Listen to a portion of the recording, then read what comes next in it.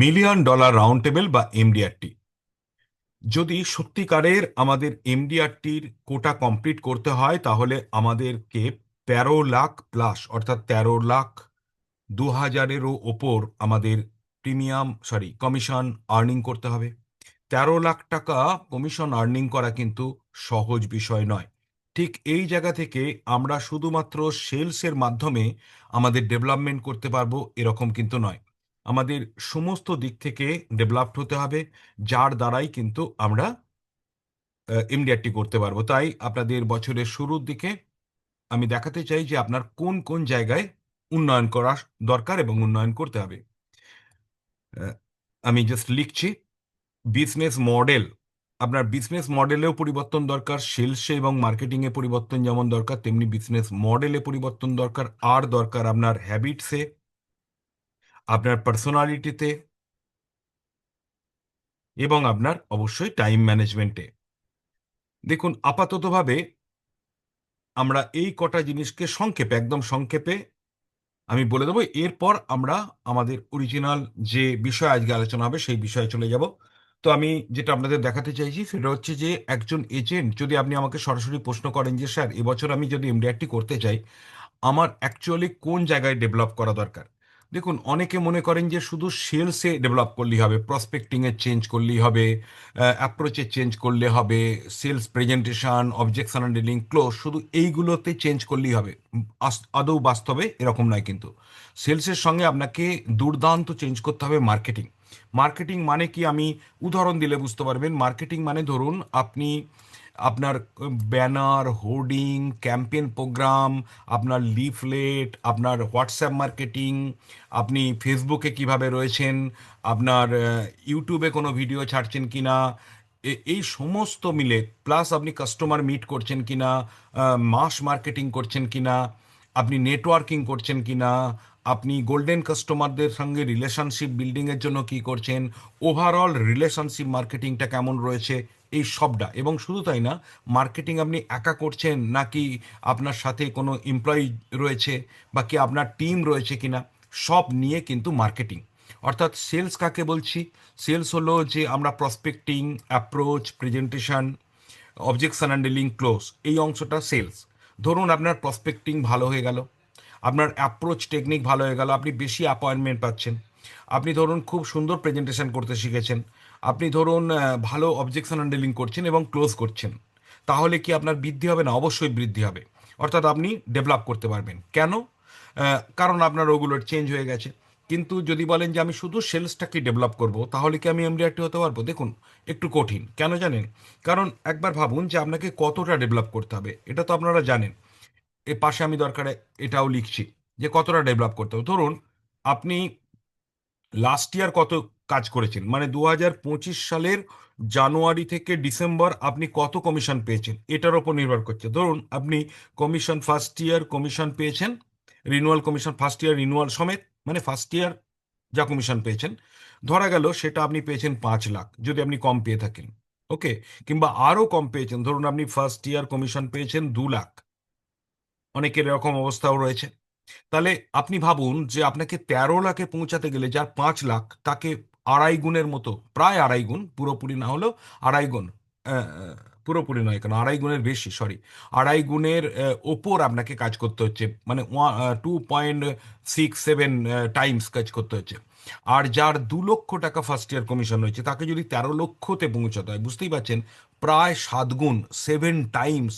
একবার বুঝুন তো, আমি যদি সহজ করে দিই, 3 টাইমস থেকে নিয়ে 7 টাইমস আপনাকে ব্যবসা বাড়াতে হবে। তো এটা কি শুধুমাত্র সেলসের দ্বারা সম্ভব? না। শুধু সেলস ডেভেলপমেন্ট করলেও কিন্তু আপনি এমডিআরটি করতে পারবেন না। ভালো করে বুঝুন পয়েন্টগুলো। তাই আপনাকে একসাথে সেলসকেও যেমন ডেভেলপ করতে হবে, টেকনিক্যাল চেঞ্জ করতে হবে, কমিউনিকেশন স্কিল ভালো করতে হবে, তেমনি কিন্তু আপনাকে মার্কেটিংয়েও চেঞ্জ করতে হবে।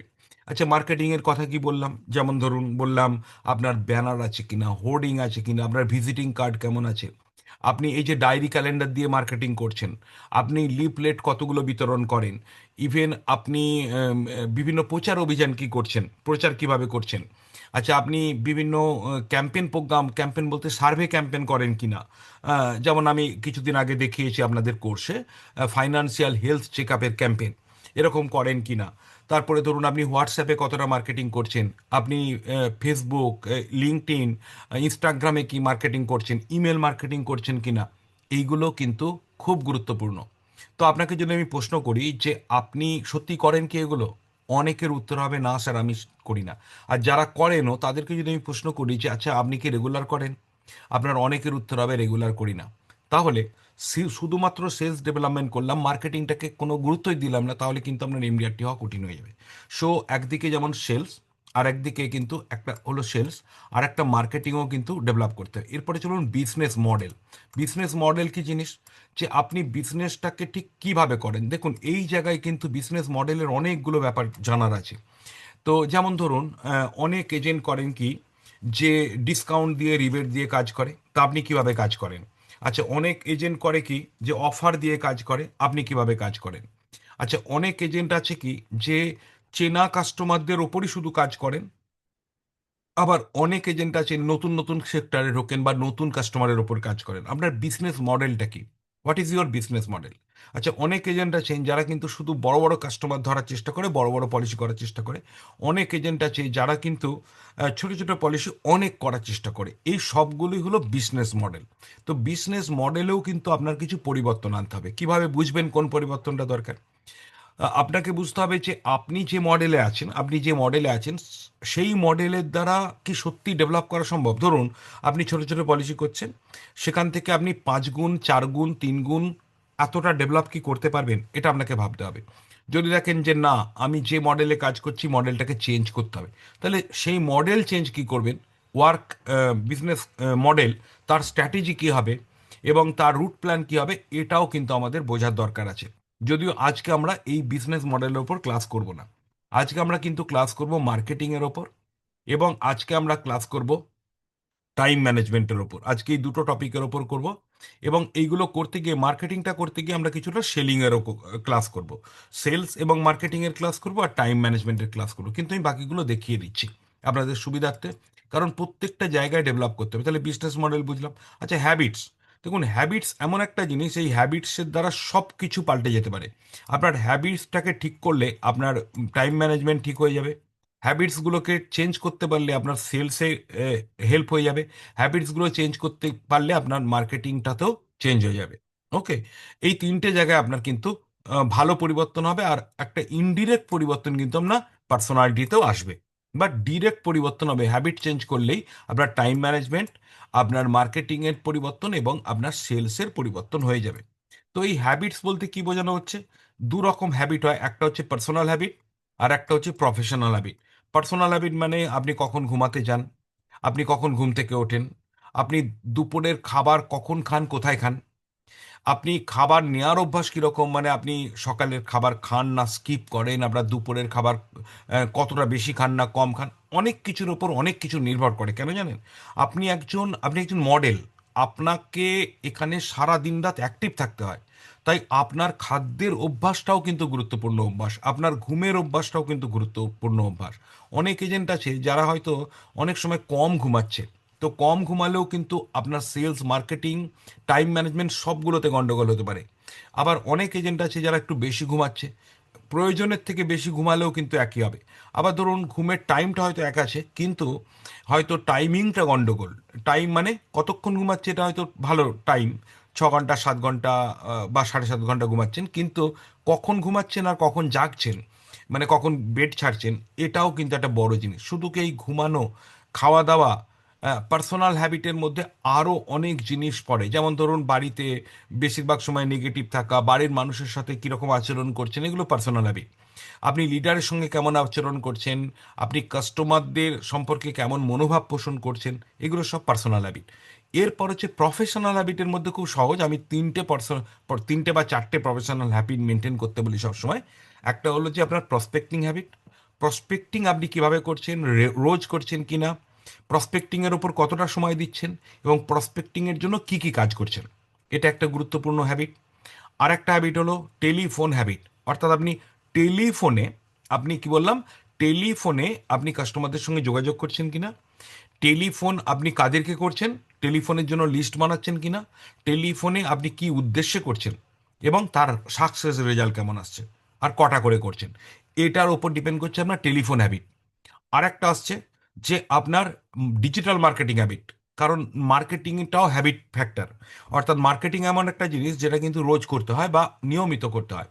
তাহলে আপনার ডিজিটাল হ্যাবিট কেমন আছে? Digital habit, professional digital habit, যে আপনি প্রতিদিন আপনি কিসে পোস্ট করছেন, ফেসবুকে, লিঙ্কডইনে, ইনস্টাগ্রামে করছেন কিনা, হোয়াটসঅ্যাপে কি কি পাঠাচ্ছেন পাঠাচ্ছেন কিনা, এগুলো হচ্ছে আপনার ডিজিটাল হ্যাবিট। এছাড়াও ডিজিটাল হ্যাবিটের আরেকটা পার্টও আছে, যে অনেকের কিন্তু এরকম আছে, মনে করে যে আমি বিভিন্ন ভিডিও দেখছি, বিভিন্ন জিনিস সার্চ করছি অনলাইনে, কিন্তু এই করতে করতে এত বেশি সময় নষ্ট করে ফেলে যে তার কিন্তু একটা নেশা হয়ে যায়, ভিডিও দেখার নেশা, আপনার ফেসবুক দেখার নেশা বা ইউটিউব দেখার নেশা। তো এটাও কিন্তু আপনাকে চেক করতে হবে যে আমার এটা ভালোর দিকে যাচ্ছে না খারাপের দিকে যাচ্ছে। অর্থাৎ মোবাইল হ্যাবিট যাকে বলা যেতে পারে, মোবাইল বা video habit, social media habit, এটাও কিন্তু ঠিক করতে হবে। তাহলে আমরা কি দেখলাম? আমরা দেখলাম যেটা খুব আপনারা নোট করতে পারেন হ্যাবিটের মধ্যে, যেটা আমি একটু আগে বললাম, সেটা হচ্ছে প্রসপেক্টিং হ্যাবিট, তারপরে বলেছি আপনার টেলিফোন হ্যাবিট, তারপরে বললাম ডিজিটাল হ্যাবিট, বা একসাথে বলতে পারেন মোবাইল হ্যাবিট। ওকে। আর একটা হ্যাবিট যেটা খুবই গুরুত্বপূর্ণ, যে আপনি কতজন ব্যক্তিকে রোজ মিট করছেন, মিটিং করার হ্যাবিট, অর্থাৎ আপনি কতজন ব্যক্তিকে প্রেজেন্টেশন করছেন, প্রেজেন্টেশন হ্যাবিট, এটা কিন্তু খুব গুরুত্বপূর্ণ। আর লাস্ট বাট নট লিস্ট, সেটা হচ্ছে time management habit. Time management habit আরেকটাও কিন্তু খুব গুরুত্বপূর্ণ হ্যাবিট আছে, সেটা হচ্ছে যে আপনি খাতা পত্র ইত্যাদি মেনটেন কিরকম করছেন। কারণ আমরা অনেকে হিসাব রাখি না, অনেকে খাতাপত্র মেনটেন করি না। শুধুমাত্র প্রসপেক্টিং খাতা না, একাধিক খাতা থাকতে পারে, খাতাপত্র, পেপার, এগুলো কিরকমভাবে মেনটেন করছেন, এইটা একটা। আরও একটা যুক্ত আছে, সেটা হচ্ছে অফিসিয়াল জবগুলো এবং রিনুয়াল কালেকশনের আপনার হ্যাবিটটা কীরকম। অর্থাৎ আপনি নিয়মিত নিয়মিত অফিসের কাজ করেন কিনা, অফিসে কতবার যান, মাসে কবার যান, দিনে একদিনের মধ্যে কতক্ষণ আপনি অফিসিয়াল কাজ করেন, রিনুয়াল কালেকশন কে করে, আপনি করেন না অন্য কেউ করে। এই সমস্ত জায়গায় কিছু না কিছু পরিবর্তন আনতে হবে, এবং সেই পরিবর্তনগুলোর দ্বারাই কিন্তু আপনি এমডিআরটির দিকে এগোতে পারবেন।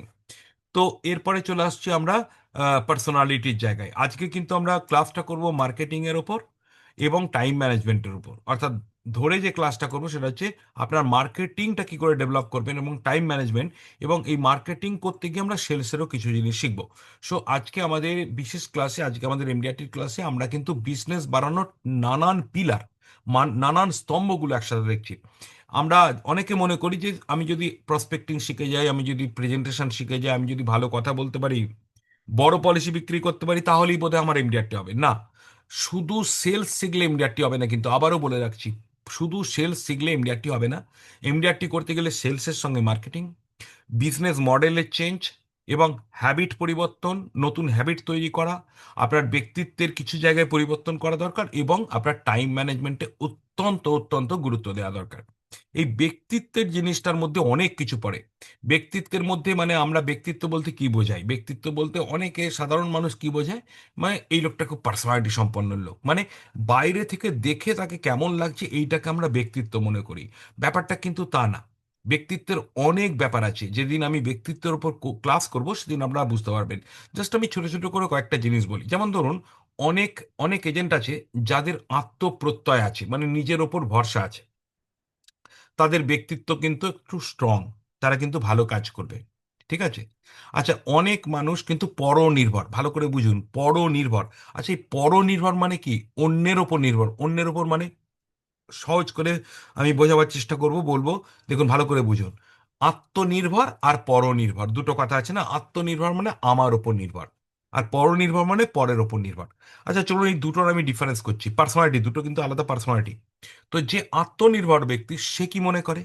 সে মনে করে যে কাল আমি যদি 50,000 টাকা প্রিমিয়াম, ফার্স্ট ইয়ার প্রিমিয়াম বিক্রি করতে চাই আগামীকাল, তাহলে এটা আমার দ্বারা করা সম্ভব, আমিই করতে পারবো, আমিই করতে পারবো। এটা হচ্ছে আত্মনির্ভর। আর পরনির্ভররা কি বলে? এটা মনে করে যে কাল যদি মার্কেট ভালো থাকে, ভাগ্য ভালো থাকে, কালকে যদি পরিবেশ ভালো থাকে, কালকে যদি কাস্টমার ভালো পাই, তাহলে আমি 50,000 করতে পারবো।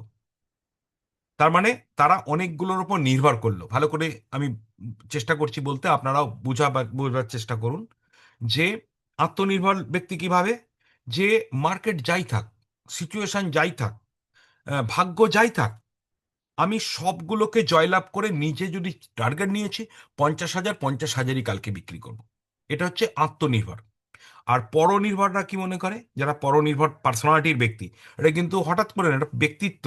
অর্থাৎ বহু মানুষ থাকে যারা সব বিষয়ে পরনির্ভর, আর কিছু মানুষ থাকে যারা কিন্তু সব বিষয়ে আত্মনির্ভর, যা আমি করে দেখাবো যাই হোক না কেন। তো যারা পরনির্ভর তারা কি ভাবছে, কালকে যদি সিচুয়েশন ভালো থাকে, কালকে যদি আমার পরিবেশ ভালো থাকে, বাড়ির পরিবেশ, আমার বাইরের পরিবেশ ভালো থাকে, আমার কাস্টমার ভালো পেয়ে যায়, ভাগ্য ভালো থাকে, তাহলে কালকে কিন্তু 50,000 করে ফেলবো। তার মানে কার কার ওপর নির্ভর করলো? ভাগ্যের ওপর, পরিবেশের ওপর, কাস্টমারের ওপর, পরিবারের ওপর, তাই কি না? তার মানে নির্ভরশীলতা সে কিন্তু অনেক কিছুর ওপর করছে, মানে অনেকগুলো যদি আছে, ইফ বাটস আছে, বা কন্ডিশনের ওপর নির্ভর করছে। বুঝুন, এবার বুঝতে পেরেছেন পার্সোনালিটি কিরকম। যে ব্যক্তিটা আত্মনির্ভর পার্সোনালিটি, সে কিন্তু সর্বদা জয়লাভ করবে। কোনো কোনো সময় ফেলিওর হবে বটে, কিন্তু সব সময় নিজে সব জিনিসকে কন্ট্রোল করতে পারে। আর যে ব্যক্তি কি বলে পরনির্ভর, সে কিন্তু মার্কেটের ওপর নির্ভর করে চলবে। কোনো সময় ভালো কাজ হবে, কোনো সময় হবে না। মানে অনেকটা এরকম, যে একটা নৌকায় শুধু একটা পাল তোলা আছে, কিন্তু কোনো দাঁড় নেই। দাঁড় মানে যেগুলো টেনে নৌকা একদিক থেকে আরেক দিকে নিয়ে যাওয়া যায়, শুধু পাল তোলা আছে। যদি পাল তোলা থাকে তাহলে কিন্তু তাহলেও নৌকা চলবে। নির্ভর করবে কোন দিক দিয়ে হাওয়া দিচ্ছে। হাওয়া যেদিকে দেবে নৌকা সেদিকে চলে যাবে, তাই কি না? আচ্ছা, নৌকাতে কিন্তু তিনটে জিনিস থাকে, মানে যন্ত্রপাতির মধ্যে, মানে তিনটে জিনিস থাকে যেটা নৌকার গতি, প্রকৃতি, দিক চেঞ্জ করে। কি কি একবার বুঝুন। নৌকার একটা থাকে পাল, একটা থাকে হাল, যেটা মানে দাঁড় বললাম, সরি দাঁড়, দাঁড় থাকে, দাঁড় মানে যেটা টেনে টেনে এগিয়ে নিয়ে যায়। আর একটা হচ্ছে হাল, হাল মানে যেটা হচ্ছে আপনার দিক নির্দেশ করে। ধরুন কেউ নৌকাটাকে টানছে, দাঁড় দিয়ে টানছে, কিন্তু কোন দিকে যাবে নৌকাটা সেটা কিন্তু পেছন দিকে একটা হাল থাকে, সেই হালটা যেদিকে ঘোরানো সেরকম দিকে যাবে। তাহলে তিনটে জিনিস থাকে। তাহলে এবার নিজের জীবনে বুঝুন, আপনার যদি শুধু পালতোলা থাকে, দাঁড় এবং হাল না থাকে, তাহলে আপনার কি হবে? আপনার নৌকা কিন্তু হাওয়ার গতিতে চলবে, যেদিকে হাওয়া যাবে সেদিকে। আপনি আপনার লক্ষ্যে পৌঁছাতে পারবেন না। ছুটছেন, যাচ্ছেন, কিন্তু লক্ষ্যে পৌঁছাতে পারছেন না, বা লক্ষ্য পৌঁছাতে অনেক সময় লাগবে, তাই কি না? আচ্ছা, কিন্তু যদি আপনার দাঁড় থাকে আর পাল থাকে, তাহলে কি হচ্ছে? আপনি নৌকাটাকে আপনার গতি, নিজের গতি, পাল হয়তো এইদিকে দক্ষিণ দিকে নিয়ে যাওয়ার চেষ্টা, উত্তর দিকে নিয়ে যাওয়ার চেষ্টা করছে, আপনি কিন্তু দাঁড় টেনে ওটাকে অন্যদিকে নিয়ে যেতে পারবেন। কিন্তু তার সঙ্গে হালও চাই, বা যেটা দিয়ে দিক নির্দেশ হয়, ওটা থাকলে তবে আপনি সঠিক দিকে নিয়ে যেতে পারবেন। তাহলে কি বললাম? হাওয়া পালে লেগে নৌকাকে একদিকে নিয়ে যাচ্ছে, দাঁড় তার অন্যদিকে নিয়ে যাওয়ার চেষ্টা করছে, কিন্তু সঠিক দিকে কে নিয়ে যাবে? না নৌকার হাল। তাহলে তিনটে জিনিসই দরকার। তাই আত্মনির্ভর ব্যক্তিদের আর একটা জিনিস থাকে, কি থাকে? সেটা হচ্ছে ডিরেকশন, অর্থাৎ লক্ষ্য এবং একটা দিক নির্দেশনা। তো এটাও একটা পার্সোনালিটি, যে কিছু ব্যক্তি আছে যাদের কিন্তু লক্ষ্য থাকে, কিন্তু হালকা লক্ষ্য, মানে লক্ষ্যটা জন্য অত মরিয়া নয়। অর্থাৎ লক্ষ্যের জন্য যদি আপনি জীবন মরণ সংগ্রাম ভেবে নেন, কি বললাম? জীবন মরণ সংগ্রাম। আমি করেঙ্গে ইয়ে মরেঙ্গে, এটা আমাদের স্বাধীনতার সময় আমরা ইতিহাসে পড়েছি। মহাত্মা গান্ধী বলেছিলেন করেঙ্গে ইয়ে মরেঙ্গে। ইংরেজি একটা কথা আছে, ডু অর ডাই। তাহলে আপনি যদি কোনো একটা লক্ষ্যকে ডু অর ডাই সিচুয়েশন ভেবে নেন, যে আমি হয় করব না হয় মরবো, মাঝখানে কিছু নেই, তাহলে আপনার কিন্তু লক্ষ্য নির্ধারণ হয়ে গেছে। তার মানে আপনার একদম হাল সঠিক দিক নির্দেশনা করছে, তাই কি না? উত্তরে যাব তো উত্তর দিকেই যাব, দক্ষিণ দিকে যাব তো দক্ষিণ দিকেই যাব। তাহলে এটাও কিন্তু একটা পার্সোনালিটি ট্রেট। অনেকে কিন্তু এরকম লক্ষ্য নেয় বটে, কিন্তু লক্ষ্যটাকে করেঙ্গে মারেঙ্গে বা ডু অর ডাই করতে পারেন না। তো কারা করতে পারে? যারা জেদি মানসিকতার। তার মানে জেদ হলো পার্সোনালিটির একটা ট্রেন্ড, যে আমি এটা করে ছাড়বো। তো আপনার মধ্যে যদি জেদ না থাকে, তাহলে আপনি কি করবেন? যদি বলেন স্যার আমি তো এমনি জেদি নয়, আমি একটু ঠান্ডা প্রকৃতির মানুষ। ঠান্ডা বলতে এই, যে আমি আমি হলেও চলবে, না হলেও চলবে, কিন্তু আমার স্বপ্ন আছে। আপনি কি করবেন সেটা নিয়ে আমরা পরে ক্লাস করব, অবশ্যই ক্লাস করব। জাস্ট আমি একটা ছোট্ট উদাহরণ, জাস্ট উদাহরণ না, একটা ক্লু দিয়ে দিচ্ছি। ধরুন আপনার পার্সোনালিটিটাই এরকম, যে আপনি ওরকম কারেঙ্গে ইয়ে মারেঙ্গে করতে পারেন না, বা আমি ডু আর ডাই করতে পারি না। আমি ট্রাই করব, বাট আমি সর্বোচ্চ চেষ্টা করব। কিন্তু আমি এরকম না যে আমি করব না হয় মরবো, এরকম না। তাহলে আপনি কি করবেন? তখন আপনাকে কি করতে হবে জানেন তো? তখন আপনাকে এই হ্যাবিটগুলোকে সঠিক করে নিতে হবে, টার্গেটগুলোকে টুকরো করে নিতে হবে। যে চলো, আমি কারেঙ্গিয়ে মরেঙ্গে বাদ দাও, আমি একদিনের কাজটা অন্তত কমপ্লিট করবো, এক এক দিন আমি লক্ষ্য নেব, আর সেই লক্ষ্যটাকে আমি পূরণ করেই ছাড়বো। অর্থাৎ সেখানে আপনাকে তখনও জেদ নিতে হচ্ছে, সারা বছরের জেদ না, এক এক দিনের জেদ। তাতে করে দু একটা দিন যদি আপনি জেদ নাও নেন চলবে, তাহলে কিছু দিন জেদের দ্বারাও আপনি কাজ করে যেতে পারবেন। আর হ্যাবিট যদি ঠিক করে নেন তাহলেও কিন্তু হবে। আর একটা জিনিস করতে হবে তাকে, যার এরকম জেদ আসে না, তাকে বলবো, জেদ যদি না আসে, এক তো জেদে হয়, আর একটা হচ্ছে তাগিদে হয়। দেখবেন অনেক সময় না, অনেক মানুষের জেদ থাকে না, কিন্তু তাগিদ হলে তাকে ছুটতেই হয়। ধরুন অনেক অনেক সময় যেমন ধরুন এরকম হতে পারে যে আমার বাড়িতে একজন এত অসুস্থ যে তাকে আমাকে বাই এনি মিনস হসপিটালে নিয়ে যেতে হবে। কিন্তু এই পৌষ মাসের রাত, অত্যাধিক গভীর রাতে এরকম যদি ঈশ্বরের কৃপায় না ঘটুক, কারো বাড়িতে ঘটে যায়, তখন কিন্তু তাগিদ হয়ে যাবে। তখন কিন্তু একটা জেদি মানুষের মতোই আপনি আচরণ করবেন।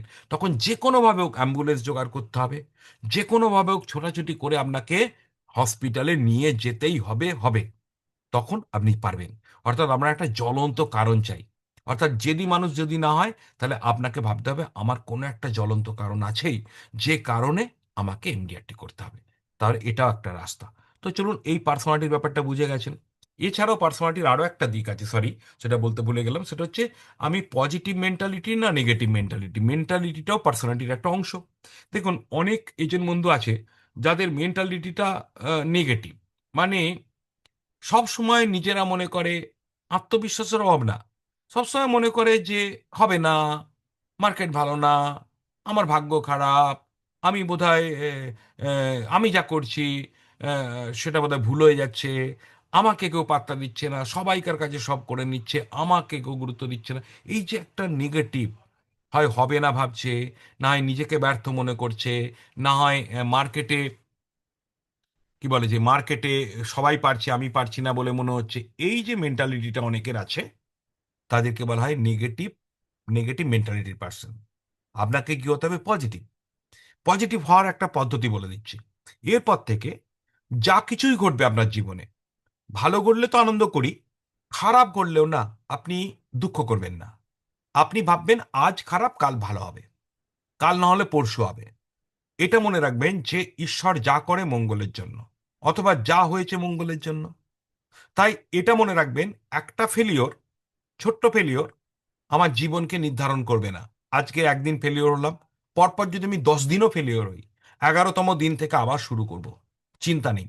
এইটুকু যদি আপনি মনে মনে ভাবতে পারেন, তাহলে আপনি পজিটিভ মেন্টালিটির হবেন। আর কি করতে হবে যদি আপনার নেগেটিভ হয়? নেগেটিভ, আপনাকে কিন্তু জাজ করতে হবে যে আপনার মেন্টালিটিটা কেমন। আপনাকে কিন্তু স্বীকার করতে হবে, অনেক এজেন্ট বন্ধু স্বীকারই করে না যে আমি নেগেটিভ, কিন্তু বাইরে থেকে অন্য লোক বুঝতে পারে যে এই মানুষটা নেগেটিভ। তাহলে আমার কোর্সেও কিন্তু অনেকে না আছেন বা ছিলেন, যে যারা নেগেটিভ, অনেকে পজিটিভ হয়ে গেছেন। তা আপনাদেরকে এরপরে বলবো যে জীবনটাকে সহজ করে নিন, কঠিনতাটাকে আপনি স্বীকার করে নিন।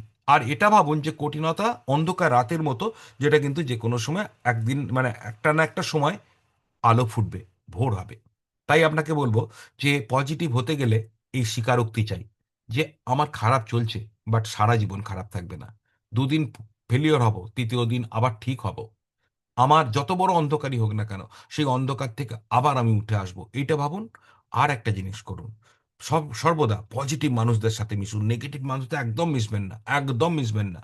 কোনো নেগেটিভ কথা কেউ যদি বলে, আপনি তাকে বলবে যে দাদা ছেড়ে দিন না বিষয়টা, বিষয়টা ছেড়ে দিন, হ্যাঁ এরকম হয়। সে যদি তর্কও করে, বলবে যে ঠিক আছে স্যার বা দাদা, আপনি আপনার মতো করে ভাবুন, কিন্তু আমি এই ব্যাপারে আমি অত নেগেটিভ ভাববো না, কারণ আমি আমি মনে করি যে সব জিনিসের মধ্যে ভালো লুকিয়ে আছে। এটা বলতে শিখুন। নাহলে অনেক মানুষ, ধরুন আপনাকে বললো মার্কেট খুব খারাপ, এখন একদম কাস্টমার টাকা দিচ্ছে না, রিবেট ছাড়া ব্যবসা হচ্ছে না। একটা এজেন্ট বললো আপনাকে, আপনিও সঙ্গে সঙ্গে তার সঙ্গে গাইতে শুরু করে দিলেন। ঠিকই বলেছে, বড় বড় এজেন্টরা সব বড় বড় ডিসকাউন্ট দিয়ে দিচ্ছে, রিবেট দিয়ে দিচ্ছে। কি হচ্ছে জানেন? এতে আপনি আরো নেগেটিভ হয়ে যাচ্ছেন। আপনাকে কি বলতে হতো এই সময়? বলতে হতো যে দেখুন, হ্যাঁ হতেই পারে, দেখুন অসৎ মানুষের অভাব নেই, চুরি ডাকাতি রাহাজানি এটা সারা জীবন ছিল, আমাদের জীবনেও ছিল, 200 বছর আগেও ছিল, 5,000 বছর আগেও ছিল। এখনকার সমাজে হয়তো আমরা মনে করছি অনেক বেশি হয়েছে, হতে পারে। তো কিছু মানুষ ঘুষ দিয়ে, রিবেট দিয়ে, ডিসকাউন্ট দিয়ে করছে, তো তাদেরকে তো আমরা আটকাতে পারছি না। অন্তত নিজেরা ঘুষ দেব না, ডিসকাউন্ট দেব না, তাতে যেটুকু কাজ হবে হবে, আর কোয়ালিটির দাম কিন্তু বেশি। তাই আপনি এই নিয়ে চিন্তা করবেন না, যদি আপনি করেন আমি কিন্তু করব না, এটা বলতে হবে মানুষকে, বলবেন। না হলে সেই মানুষটা আপনাকে নেগেটিভ করে দেবে, একেবারে নেগেটিভ করে দেবে। তাই এই জায়গাগুলো কিন্তু আপনার পার্সোনালিটির চেঞ্জ করতে হবে। আপনি এবার বুঝতে পারছেন যে একজন এজেন্টকে এমডিআরটি হতে গেলে অ্যাকচুয়ালি কতগুলো জায়গায় চেঞ্জ করতে হয়। তবে একটা ভালো দিক, সেলসের কাজ আর মার্কেটিং এর কাজটা লাগাতার করে যেতে হবে, লাগাতার। কিন্তু এই বিজনেস মডেল এটা মাসে একবার করে দেখলেই হবে। হ্যাবিটগুলো একবার চেঞ্জ করলে শুধু ধরে রাখলেই হবে, এগুলো রোজ করতে হবে না, খালি প্র্যাকটিস করে যেতে হবে। মানে রোজ একটা করে নতুন হ্যাবিট না, এরকম না।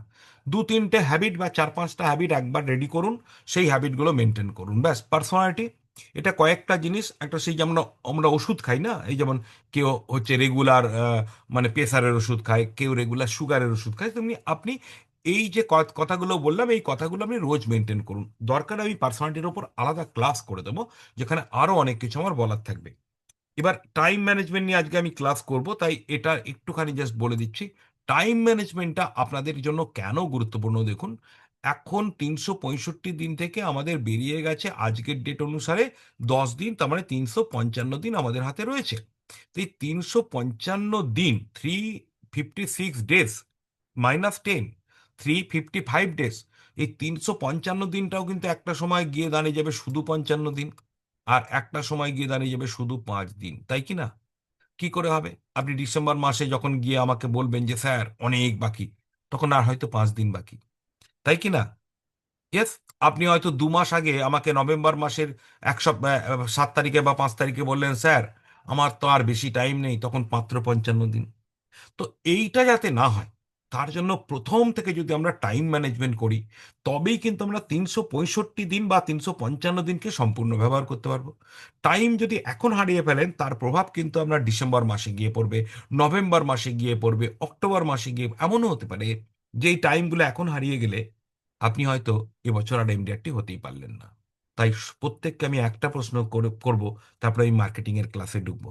প্রত্যেককে আমি একটা প্রশ্ন করব যে আপনি এখন এই 10 দিন চলে গেছে জানুয়ারিতে, যারা আমার কোর্স করছেন তারা কতজন মনে করেন যে ইয়েস আমি 2026 সালে এমডিআরটি করবই করব? কতজন মনে করেন করবই করব? লিখুন যে আমি, আই লিখলেই হবে। আই, আই মানে আমি, যে আমি মনে করি। বিশ্বাস করেন কতজন, তারাই লিখুন শুধু যে হ্যাঁ, আমি মনে করি এবং পারবো। আর যারা মনে করেছেন না এই বছর যা করেছি একটু বেশি করব, তারা এটা লিখবেন না। তারা বেশি করেই সন্তুষ্ট হন, কারণ বেশি করাটাও তো দরকার। তবে যারা সত্যি এমডিআরটি হবেন তারা লিখুন আই, আমি হব। কারণ দেখুন এমডিআরটিটাকে দোলা চালে হয় না। আপনি যদি ভাবেন যে আমি এমডিআরটিও হতে পারি নাও হতে পারি, প্রথম থেকে যদি ভাবেন, তাহলে ভুল ভাবছেন। কেন পারবেন না? আপনার এখন কম বিজনেস হয়েছে বলে 1.5 লাখ 2 লাখ, ডোন্ট ওরি। আপনি যদি সঠিক পথে থাকেন, সঠিক মেনটেন করেন, আপনার কি দুর্বলতা আছে? মার্কেট নেই, সব তৈরি হয়ে যাবে। কাস্টমারের সম্মতি নেই, সব তৈরি হয়ে যাবে। আপনি কি করতে পারেন আপনি নিজেই জানেন না, আপনার মধ্যে কি অতুলনীয় ক্ষমতা রয়েছে। তাই আপনাদের বলবো যে please do write over there. আপনি একদম নতুন করে ভালো করে বুঝে শুনে শপথ নিন যে ইয়েস আমি পারি, আমি এমডিআরটি হতে পারি। কারণ আজকে আমি খুব প্র্যাকটিক্যাল কথা বলছি। দেখুন সেলস তো শিখবেনই, এখানে অনেক ক্লাস হবে। সেলস শিখবেন, সেলস তো আজকেও কিছু শেখাবো, কিন্তু মেন কি জানেন, টোটাল ডেভেলপমেন্ট চাই। এমডিআরটি কিন্তু সহজ জিনিস না, যেটাকে আমরা অনেকে মনে করি যে খুব কঠিন, তত কঠিনও নয়। আবার অনেকে মনে করি খুব সহজ, খুব সহজ না। এটার জন্য একটা নিয়মিত কাজ করা যায়, এটার জন্য আপনাকে রেগুলার ভাবে বেশ কয়েকটা জায়গায় ডেভেলপমেন্ট করতে হবে। কি একটু আগে দেখালাম, সেলসে ডেভেলপমেন্ট, মার্কেটিংয়ে ডেভেলপমেন্ট, আপনার ব্যক্তিত্বের ডেভেলপমেন্ট, আপনার হ্যাবিটের ডেভেলপমেন্ট, বিজনেস মডেলের ডেভেলপমেন্ট, এবং অবশ্যই আপনার টাইম ম্যানেজমেন্টের ডেভেলপমেন্ট। আশা রাখি আপনারা, আমি এতক্ষণ ধরে একটু অ্যাডভান্স কথা বললাম, কিন্তু যে কথাগুলো বললাম এগুলো আপনারা বুঝে নিয়েছেন, এবং আপনারা এখন যারা আই লিখছেন তারা একদম মনে প্রাণে বিশ্বাস করে নিলেন যে 355 দিন যদি আমি সঠিক কাজ করি ইমিডিয়েটলি হব। এই বছর 2026 সালে আমি 13 লাখ টাকা ফার্স্ট ইয়ার কমিশন পাবো। আমার মাসে প্রায় 1,10,000, প্রায় 1,10,000 টাকা আমার কমিশন আসবে। আর রিনুয়াল কমিশন যদি আমার আরো 20,000ও আসে, তাহলে 1,30,000। রিনুয়াল কমিশন যদি আরো 50,000 আসে, তাহলে 1,60,000 টাকা আমার মাসে ইনকাম। মানে আমি একটা বিরাট বিরাট মাপের মানুষ হয়ে যাচ্ছি একেবারে। এটাই কিন্তু ভাবুন। আর যারা এমডিআরটি করে ফেলেছেন তাদের বলবো এই এমডিআরটিটাই আপনাকে করতে হবে। আপনি শুধু 3 মাসে করুন, জানুয়ারি, ফেব্রুয়ারি, মার্চ। Yes, fast track MDRT. আপনারা নিশ্চয়ই জানেন যে এই মাসে বেশ কিছু কম্পিটিশন আছে, এবং সেই কম্পিটিশনগুলোর মধ্যে হাফ এমডিআরটি করারও কম্পিটিশন আছে, মার্চের মধ্যেও করার কম্পিটিশন আছে। যারা আগে আগে এমডিআরটি করছেন তাদের জন্য হিউজ পরিমাণ টাকা এলআইসি কম্পিটিশন দিয়েছে। সো ওয়াই নট, আপনাকে এত টাকার কম্পিটিশন দিচ্ছে, আপনি আমার এই কোর্সটার 3 গুণ টাকা পেয়ে যাচ্ছেন, আমার এই কোর্সটার 2 গুণ টাকা পেয়ে যাচ্ছেন। তাই আপনি এটা করুন না, 3 মাসের মধ্যে এমডিআরটি, 3 মাসের মধ্যে ডবল এমডিআরটি, বা জানুয়ারি মাসের মধ্যে এমডিআরটি। আমি কাকে বলছি? যারা টপ বিজনেস করে। আর যারা নর্মাল বিজনেস করে তাদের বলছি 365 দিন এমডিআরটি করুন। ডোন্ট ওরি, 365 দিন এমডিআরটি করুন, কিন্তু একটা ল্যান্ডমার্ক রাখতে হবে যে আপনি এমডিআরটির 50% কাজ কবে করবেন। আমি প্রত্যেককে বলবো খাতায় নোট রাখুন। 50% কাজ যারা ফাস্ট্যাগ করবেন তো তারা আগেই করে ফেলেছেন, কিন্তু বাকিরা যারা ফাস্ট্যাগ করবেন না, যারা সারা বছর ধরে এমডিআরটি করবেন, তাদের বলবো 50% কাজ কিন্তু জুন মাসে না, 50% কাজটাকে আপনি মে মাসের মধ্যে কমপ্লিট করুন। কি বললাম? 1 মাসে গিয়ে রাখুন। অর্থাৎ 31শে মে 2026-এর মধ্যে আপনার এমডিআরটির অর্ধেক কাজ। তার মানে কি, 31শে মে এর মধ্যে আপনি 13 লাখের অর্ধেক, মানে 6.5 লাখ টাকা ইনকাম করুন। কেন জানেন? এই যে 3টে মাস আছে, জানুয়ারি, ফেব্রুয়ারি, মার্চ, এই 3 মাসেই আপনি প্রায় 4-4.5 লাখ ইনকাম করে ফেলবেন একেবারে। 4-4.5 লাখ, এমনকি 5 লাখ ইনকাম করে ফেলতে পারেন। তাহলে আর 2 মাসে, অর্থাৎ এপ্রিল মেতে আপনি মোটামুটি বাকিটা করে ফেলবেন। অর্থাৎ 6.5 লাখের ইনকামের টার্গেট দিলাম এই 5 মাসে। ইয়েস, 6.5 লাখের টার্গেট দিলাম 5 মাসে। বুঝে গেছেন? 5 মাসে। So it is your duty যে আপনাকে করতে হবে, মানে 1,30,40,000, 1,30,000 করে আপনার ফার্স্ট ইয়ার কমিশন ইনকাম করতে হবে। শুনে আপনার মনে হচ্ছে স্যার এত এত কেন বলছেন, আমি তো মাত্র 20,000 করে ফার্স্ট ইয়ার ইনকাম করি মাসে, আমি মাত্র 15,000, যারা একদম কমজোর তাদের জন্য বলছি। আপনি 15-20 করেন, হ্যাঁ, এইটা 1.5 লাখও হয়, বিশ্বাস করুন, 1.5 লাখ হয়, অনেকে করছেন তো, করবেনও তো, আপনিও করবেন। Why are you thinking so? তো চলুন, এটা পর্যন্ত আমার হয়ে গেছে। এবার আমি মার্কেটিংয়ে ঢুকবো। আচ্ছা, মার্কেটিং আর সেলসের মধ্যে কি পার্থক্য সেটা একবার বলে দিই। অনেকে কিন্তু জানেন, অনেকে জানেন না। বিশেষ করে যারা নতুন জয়েন করেছেন তারা যেহেতু আমার থেকে শোনেননি, তার ফলে আমার একবার বলার দায়িত্ব যে সেলস এবং মার্কেটিং এর মধ্যে পার্থক্য কি। আমি একদম সহজ করে একটা উদাহরণ দিলে বুঝতে পারবেন। ধরুন যারা ছিপে মাছ ধরে পুকুরে, তারা ছিপটা পুকুরের পাড়ে বসে, ছিপটাতে সুন্দর করে একটা মানে ছিপের মুখে একটা কিছু খাদ্য দেয়, মাছের খাদ্য বা আহ, অনেক সময় অনেক কেঁচো টেঁচো এসব দেয়, দিয়ে তারা পুকুরে ছিপটা ফেলে। আচ্ছা, কি করে? ওয়েট করে যে মাছ কখন এসে ওই খাবারটা খেতে যাবে আর বড়শিতে আটকে যাবে, তাই কি না? আচ্ছা, এইটা হলো সেলিং। মানে সেলিং না, আমি এটাকে সেলিং এর একটা রূপক ভাবছি। আমরা যদি ওরকম বসে থাকি না, আমরা গিয়ে গিয়ে কাজ করি, তবুও বলছি এটাকে যদি সেলিং ভাবেন, তাহলে মার্কেটিংটা কোনটা জিনিস? আচ্ছা, আপনি একটা বড় পুকুর একধারে ওরকম ভাবে বসে আছেন, মাছ আসছে না আসছে না, তো আপনাকে কেউ বুদ্ধি দিল বা আপনারই বুদ্ধি আছে, আপনি কি করলেন? ছিপ তো ফেলবেন যেখানটায়, সেখানটায় মাছেদের খাদ্য ছড়িয়ে দিলেন জলে, আগেই ছড়িয়ে দিলেন, তারপরে ছিপ ফেললেন। তাহলে কি হলো? এই যে মাছেদের খাদ্য ছড়িয়ে দেয়, এটাকে বলে চার দেয়া, এটাকে আমরা গোদা বাংলায় বলি চার দেয়া। আচ্ছা, মাছেদের খাদ্যটাকে আগেই ছড়িয়ে দিলেন, তারপরে ছিপ ফেললেন। কেন ছড়িয়ে দিলেন? কারণ অনেক বড় দিঘির মতো পুকুর, তো মাছগুলো তো চারিদিকে মানে আছে। তো এই যে খাবারের গন্ধটা পেয়ে বা সন্ধান পেয়ে বেশিরভাগ মাছ কিন্তু এই দিকটায় চলে আসবে, চলে আসবে যে আপনার দিকটায়।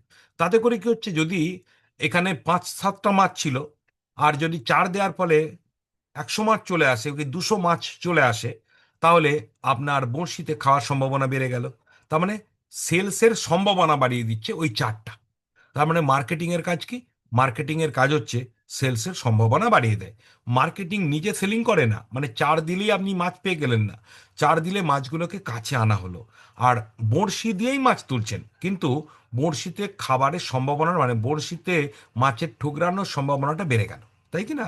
তাহলে এবার বুঝতে পেরেছেন সহজ বাংলায় যে মার্কেটিং কাকে বলে আর সেলিং কাকে বলে, এবং মার্কেটিং কেন ইম্পর্টেন্ট সেলিং এর জন্য এবার বুঝতে পেরেছেন। এবার আপনাকে আমি প্রশ্ন করি যে আচ্ছা, আপনি সত্যিকারের সারা বছরে কটা মার্কেটিং অ্যাক্টিভিটি করেন? কি করেন মার্কেটিং এর জন্য? মার্কেটিং কাকে বলে আমি বলেছি, মানে মার্কেটিং কি কি করতে হয় আমি বলেছি, আরেকবার বলি। মার্কেটিং মানে আপনার সুন্দর ব্যানার থাকবে, শুধু আপনার অফিসের মাথায় না, বিভিন্ন জায়গায় পোস্টারিং করতে পারেন, একাধিক জিনিস আছে, সবগুলো একসাথে করতে হবে বলছি না। আপনি এর মধ্যে কোনটা করেন কোনটা করেন না দেখুন। আচ্ছা, আপনি লিফলেট বিতরণ করেন কিনা, বছরে কবার করেন, কত হাজার করেন। আচ্ছা, আপনি কোনো সময় প্রচার প্রসারের জন্য আর কি ব্যবস্থা করেন, কোনো মাইকে প্রচার করেন কিনা, কোনো ক্যাম্পেইন প্রোগ্রাম করেন কিনা, কোনো জায়গায় কোনো আপনি কোনো সার্ভে প্রোগ্রাম করেন কিনা, হ্যাঁ, ডোর টু ডোর সার্ভে করেন কিনা। আচ্ছা, আপনি নেটওয়ার্ক মার্কেট করেন কিনা। নেটওয়ার্ক মার্কেট মানে আপনার কিছু চেনাশোনা কাস্টমার আছে বা প্রভাবশালী মানুষ আছে, তাদেরকে বলে রেখেছেন যে আমার হয়ে কিছু কাজ করে দিও, মানে আমার হয়ে কিছু কাস্টমার দেখে দিও, কাস্টমারকে আমার কাছে এনে দিও, এটা করেন কিনা। রেফারেন্স মার্কেটিং করেন কিনা, যেটা আমি এখানে বারবার শেখাই, রেফারেন্স মার্কেটিং।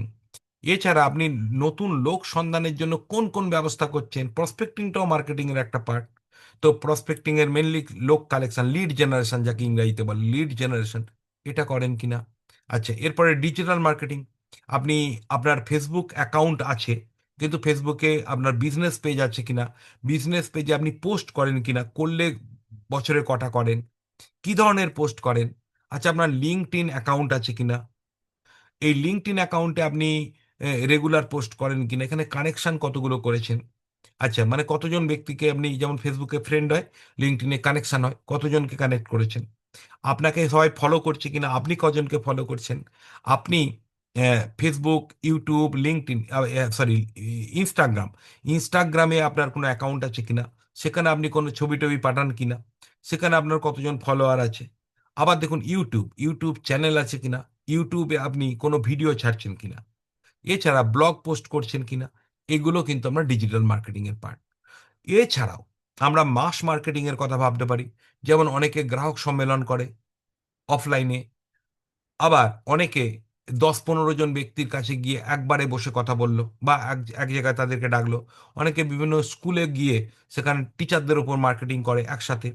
কোনো কোনো জন হয়তো কোনো ক্লাবে গিয়ে একসাথে তাদের ওপর মার্কেটিং করে, এক জায়গায় বসিয়ে মার্কেটিং করে। এছাড়া অফার একটা মার্কেটিং, আপনি কোনো কোনো সময় অফার দেন কিনা, যে এই সময় যদি পলিসি করো তাহলে এই গিফট পাবে, এই অফার পাবে, এরকম করেন কিনা। এছাড়া হচ্ছে আপনার কাস্টমার অ্যাডভোকেসি সিস্টেম করা যায়। যেমন ধরুন আপনার 4-5টা কাস্টমারকে একেবারে সাব এজেন্টের মতো কাজ করাতে শুরু করে দিলেন, যে তোমরা আমার আমার হয়ে কাজ করতে থাকো, করেন কিনা। এই যে জায়গাগুলো এগুলো সব মার্কেটিং এর মধ্যে পড়ে। তো সত্যিই কি করেন? যদি না করেন, তাহলে আপনাকে শিখতে হবে। তাহলে এবার আমি আসব যে আমাদের মার্কেটিং কত রকমের হয় এবং কিভাবে করব। তার আগে আমি আপনাদের আবার প্রশ্ন করব যে আচ্ছা, আপনারা যারা এই অংশটা বুঝলেন, বা আমি বোঝাতে পারলাম, আমি ক্লিয়ার করতে পারলাম যে মার্কেটিং ছাড়া সেলস ভালো হয় না। মার্কেটিং অন্য জিনিস, সেলস অন্য জিনিস। আরেকটা জিনিস আমি বোঝাবার চেষ্টা করলাম বা ক্লিয়ার করার চেষ্টা করলাম, মার্কেটিং মানে কত রকমের হয়। যারা এই কথাগুলো ক্লিয়ার হলেন, তারা সি লিখুন যে হ্যাঁ, আমি বুঝেছি যে মার্কেটিং আর সেলিং আলাদা। আমরা মার্কেটিং ভালো করে করি না, আমরা করব। মার্কেটিং জন্য কিছু খরচ হয়, সময় অথবা অর্থ অথবা দুটোই। বাট মার্কেটিং এর রেজাল্ট আসে। যে কোনো বড় এজেন্ট মার্কেটিং করে। আজকে আপনি বলুন তো, ভরত পারেখ প্রতি বছর যে 700 পলিসি করে, সে যে প্রায় 40,000 কাস্টমারকে সার্ভিস দেওয়ার পরও 7,000 ব্যক্তিকে মিটিং করে, একা করে আপনার মনে হয়? অনেক তার সাব এজেন্ট আছে, আর কি আছে, তার ক্যাম্পেইন প্রোগ্রাম আছে, অনেক কাস্টমার তার নিজের অফিসে চলে আসে, অনেকে একসাথে নিয়ে গ্রুপ মিটিং করে মার্কেটিং করে, মানে সেলিং করে, অনেককে অনলাইনে সেলিং করে, অনেককে ভিডিও কল করে সেলিং করে। তবে কিন্তু অত মিটিং হয়, অত পলিসি হয়। তাহলে আপনাকেও করতে হবে। ওকে। তো চলুন আমি এবার, যারা আই লিখেছিলেন, সি তো অনেকেই লিখছেন, কিন্তু যারা আই লিখেছিলেন, আমি ধরে নিচ্ছি এনারাই একমাত্র ব্যক্তি যারা আজকে সম্পূর্ণভাবে বিশ্বাস করলেন যে ইয়েস, 355 দিন পর বা তারই আগে আমি নিজেকে এবছর এমডিআরটি ডিক্লেয়ার করে আনন্দ করে স্যারকে এবং আমার প্রত্যেকটা প্রিয়জনকে, আমার লিডারকে এবং পুরো সমাজকে আমি জানাবো যে yes, I have become MDRT. কে কে লিখেছেন? Mister Piyush Kar, mister Ashis Nayek, mister Bishnupada Hazra, mister Tarapada Ghosh, mister Tanmay Kumar Sen, mister Ardhendu Bera, mister Biswajit Saha, mister Gorachand Bera, mister Gautam Mondal, mister Prakash Bhowmik, mister Animesh Roy, mister Dipu Mondal, mister Dipankar Naskar, mister Kailash Ghosh, mister Rahul Paria, mister Dipak Gere, mister Ashis Kumar Dalui, mister Tapan Kumar Das, mister Utpalendu Das, এনারা আজকে কনফার্ম করেছেন যে ইয়েস, আই ওয়ান্ট টু, না, I will do R die. আমি আমি এবছর 355 দিনের মধ্যে আমি করব। জাস্ট 1 মিনিট, আমাকে একটা ফোন নিতে হচ্ছে, কয়েক সেকেন্ড।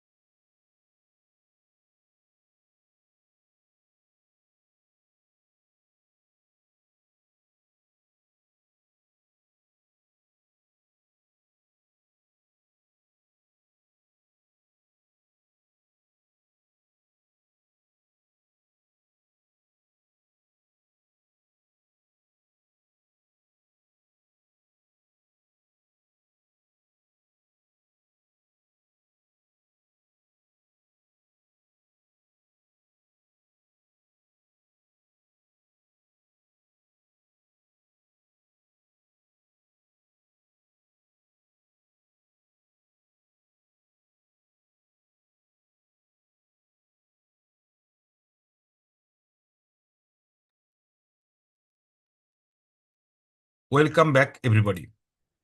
আপনাদের এরপরে আমি মার্কেটিং এর বিভিন্ন আইডিয়াস আপনাদের জন্য শেখাবো বা বলবো। আপনারা খাতা পেন খুলুন, তারপর আমি দেখাবো। ওকে, খাতা পেন খুলুন, তারপর আমি দেখাবো যে মার্কেটিং জিনিসটা কি। অবাক হয়ে যাবেন যদি আপনি অল্প বিস্তর টাইম দেন, বেশি না, দিনে মাত্র 1 ঘন্টা থেকে 1.5 ঘন্টা বা 1 ঘন্টা অ্যাভারেজে। আবার সেটা যদি সব দিনও না হয়, ধরুন 1 সপ্তাহের মধ্যে যদি আপনি 4 দিনও 1-1.5 ঘন্টা টাইম দেন না, তাহলে আপনার সেলসটা যে কি পরিমাণ বেড়ে যাবে, you can not believe, you can not believe. Okay, আমি আপনাদের জাস্ট দেখাতে চাই যে মার্কেটিং এর দ্বারা কি কি কাজ হয়। আহ, মানে কাজ হয় না, মার্কেটিং এর কত রকমের রূপ আছে। তার আগে আমি আপনাদেরকে শেয়ার করছি পেজটা, তাহলে আপনারা লিখতে সুবিধে হবে আপনাদের খাতায়। তবে এখানে দেখলেও খাতায় কিন্তু লিখবে না পয়েন্টগুলো, তাহলে আপনাদের খাতায় লিখলে কি হয়, মনে রাখতে মানে পয়েন্টগুলো নিজের মতো করে লেখেন তো। তো চলুন আমি এবার দেখাচ্ছি মার্কেটিং। আমি প্রথমে টোটাল মার্কেটিং দেখাবো, তারপরে আমি, আপনারা দেখতে পাচ্ছেন কি, টোটাল মার্কেটিং দেখাবো, তারপরে এলআইসির জন্য কি মার্কেটিং করবেন একদম পার্টিকুলারলি, একদম প্র্যাকটিক্যালি কি কি করা দরকার আমি সব দেখাবো। Don't worry, be happy. তো চলুন, মার্কেটিং কি। Since your work deeply with people, দেখুন আমি সহজ করে দিচ্ছি, যেহেতু কাস্টমারদের সঙ্গে আপনাকে কাজ করতে হয়, আপনাকে স্টোরি টেলিং করতে হয়, আপনাকে কাস্টমারকে ট্রেনিং দিতে হয়, ট্রেনিং মানে এডুকেশন দিতে হয়, আপনাকে ইমোশনাল ইনফ্লুয়েন্স করতে হয়। মার্কেটিং আপনার একটা স্ট্রংগেস্ট উইপেন। কিন্তু মার্কেটিং কথাটা অনেক মানে হয়, তাই আমরা 5টা ভাগে, 5টা ডিরেকশনে দেখব মার্কেটিং কত রকমের হয়। আজকের ক্লাসটা আপনার জন্য কিন্তু একদম নতুন এবং খুবই গুরুত্বপূর্ণ ক্লাস। ডোন্ট ওরি, আপনি ভাববেন না যে স্যার আজকে সেলসের ওপর বেশি কথা বলছে না কেন, মার্কেটিং। কারণ এইগুলো আপনাকে আমি বছরের মাঝখানে শেখালে কোনো কাজ হবে না, এগুলো বছরের শুরুতে শেখাবো, তবে আপনি এগুলোকে কিছু কিছু ব্যবহার করতে পারেন। আচ্ছা চলুন, একটা হলো ব্র্যান্ড মার্কেটিং, 2 নম্বর হলো ডিজিটাল মার্কেটিং। আগে পয়েন্টগুলো খালি খাতায় নোট করুন। একটা হচ্ছে ব্র্যান্ড মার্কেটিং, 2 নম্বর হচ্ছে ডিজিটাল মার্কেটিং, 3 নম্বর হচ্ছে সাইকোলজিক্যাল বা ইমোশনাল মার্কেটিং, 4 নম্বর হচ্ছে প্রোডাক্ট অথবা সার্ভিস মার্কেটিং, 5 নম্বর হচ্ছে রিলেশনশিপ মার্কেটিং। মোরাললেস এই কটাই হচ্ছে আপনার 5টা ডিরেকশন হলো। এইবার এগুলো কি ইন জেনারেল বলে দেবো, তারপরে এলআইসির জন্য বলবো। ওকে, তো দেখুন, এলআইসি এজেন্ট, টিম লিডার সবাইকার জন্য কি মার্কেটিং? না ব্র্যান্ড মার্কেটিং। ওকে, ব্র্যান্ড মার্কেটিং কিভাবে করা যায়? পজিশনিং। অর্থাৎ ধরুন ধরুন আমি এটা বুঝিয়ে দিচ্ছি ছোট্ট করে, যে ধরুন একটা জায়গায় আমি গেলাম, আমি একটা গল্প দিয়ে বললে বুঝতে পারবেন, অরিজিনাল গল্প। আমি জলপাইগুড়ি, শিলিগুড়ি, আলিপুরদুয়ার বিভিন্ন জায়গায় ট্রেনিং করতে যেতাম আগে, এখনো যাই, এখন অল্প যাই, তো আগে বেশি যেতাম। তো একদিন আমার মাঝখানে একটা ফাঁকা ডেট ছিল, তো জলপাইগুড়ি আলিপুরদুয়ার করে তার পরের দিনটা গ্যাপ ছিল, তারপরের দিন জলপাইগুড়ি প্রোগ্রাম ছিল। তো আমার অ্যাসিস্ট্যান্ট বললো, স্যার একদিন কেন বসে থাকবো, চলুন আমরা একটু দার্জিলিংটা ঘুরে চলে আসি। তো আমরা দার্জিলিং গেলাম একদিনের জন্য। পরের দিন যখন আমরা দার্জিলিং থেকে শেয়ার্ড গাড়িতে ফিরছি, হ্যাঁ, সেই গাড়ির ড্রাইভারকে আমরা জিজ্ঞেস করলাম, আমাকে জিজ্ঞেস করলো যে আচ্ছা স্যার আপনারা কি কোনো মিটিং এসেছিলেন, মানে আমাদের বেশভূষা দেখে মনে হয়েছে বা আমাদের কথাবার্তা দেখে। বললাম যে হ্যাঁ আমরা অ্যাকচুয়ালি এলআইসির মিটিংয়ে এসেছি বা এলআইসির এই ব্যাপার। তো তখন ওখানকার একজন লোকের নাম বললো। আমি বললাম ইনি কে? বলছে ইনি হচ্ছেন আমাদের এখানকার এলআইসি। যদি বলেন, আপনি যদি দার্জিলিং শহরে গিয়ে কাউকে বলেন এলআইসি, তাহলে সবাই কিন্তু এই ব্যক্তিটার নাম বলবে। তার মানে কি? আমি বললাম মানে কি? বলছে ইনি পুরানো এজেন্ট, শুধু তাই না, ইনি জনপ্রিয় এজেন্ট। মানে এনার এনাকে বলি এলআইসি বোঝে আর কি। হুম। এটা দিয়ে আমি কি বোঝাতে চাইলাম, যে আমি নামটা বলছি না, ইচ্ছা করে বললাম না, আমার মনে আছে নামটা, তো আমি ইচ্ছা করে বললাম না, কারো ইগোতে লাগতে পারে তাই। তো এরকম আপনি যদি গোয়া শহরে যান, গোয়া, হ্যাঁ, ওখানে কিন্তু প্রদীপ যোশী এজেন্ট আছে। তো ওখানে গিয়ে যদি আপনি এলআইসির নাম করেন, আপনাকে কিন্তু প্রদীপ যোশীর নাম করবে লোকে। তার মানে কি? ওনার পজিশনিংটা হয়ে গেছে এলআইসি ইকুয়াল টু প্রদীপ যোশী। সেরকম আপনার এরিয়াতে, আপনার গ্রামে, আপনার পাড়ায়, আপনার মহল্লায় এলআইসি বুঝতে আপনাকেই বোঝে নাকি অন্যদেরকে বোঝে? এখানে আপনারা যারা নতুন এজেন্ট আছেন তারা বলবেন, স্যার আমাকে কি করে বুঝবে? নতুন তো পুরানোকে বুঝবে। ইয়েস, পুরানোকে বুঝবে। কিন্তু আচ্ছা বলুন তো, মার্কেটে তো অনেক পুরানো ব্র্যান্ড থাকে, কিন্তু হঠাৎ করে কোনো নতুন ব্র্যান্ড যদি খুব ভালো কোয়ালিটির চলে আসে এবং খুব জনপ্রিয় হয়ে যায়, তখন কিন্তু সেই ব্র্যান্ডটাকেও চেনে, তাই কি না? তাই এটা মনে রাখবেন, নিজের পজিশনিং তৈরি করা যায়। তাই এমন পজিশনিং মানে অনেকটা এরকম, যে আপনি মানেই এলআইসি, এইটা যেন হয়ে যায় আস্তে আস্তে। এবার ঠিক একইভাবে আমরা কি দেখছিলাম? আমরা দেখছিলাম ব্র্যান্ড মার্কেটিং, তাহলে ব্র্যান্ডের ওটা একটা দিক। ব্র্যান্ড মার্কেটিং এর মধ্যে স্টোরি টেলিং, এটা আপনি একটা জিনিস জানবেন, দেখবেন আমরা যখন অ্যাডভার্টাইজমেন্ট দেখি বিভিন্ন টিভিতে, তো বিভিন্ন প্রোডাক্টের আচ্ছা প্রোডাক্টের গুণাবলী বলে ওখানে, যেমন কোলগেট বা চকলেট, যার অ্যাডভার্টাইজমেন্ট দেয়, কি হঠাৎ করে বলতে শুরু করলো ক্যাডবেরি চকলেট কেন খাবেন, কি কি গুণ, এসব বলে না কিন্তু। ওরা একটা গল্প বানায়, গল্প বানায়। হ্যাঁ, সেই গল্পটার সঙ্গে ক্যাডবেরিকে জুড়ে দেয়, গল্পে ক্যাডবেরির অস্তিত্বটাকে জুড়ে দেয়। তাহলে লোকের মুখে গল্প কথায় আপনার নাম ছড়াবে। কিরকম? ধরুন আহ, একটা চায়ের দোকানে আড্ডা হচ্ছে, কে একজন বলল যে আমার এরকম একটা এলআইসি ছিল, তো সেটা মানে কি বলে যে টাকাটা তুলতে পারছি না, এলআইসি করা লস। তখন হয়তো আরেকজন এজেন্ট, কাস্টমার বলল, মানে আরেকজন ব্যক্তি বলল, কেন, আমার তো একজন এজেন্ট আছে, ও আমার এরকম পুরাতন পলিসিটাকে চালু করে দিল, কিংবা পুরাতন পলিসিটাকে টাকা তুলে দিল, আবার নতুন পলিসি চালু চালু করেছে, খুব ভালো চলছে, কোনো অসুবিধা নেই, ছেলেটার ব্যবহার খুব ভালো বা মেয়েটার ব্যবহার খুব ভালো, এবং ওর নলেজ যথেষ্ট ভালো রয়েছে। এটা কি হচ্ছে? গল্প বলছে। কার ব্যাপারে? আপনার ব্যাপারে।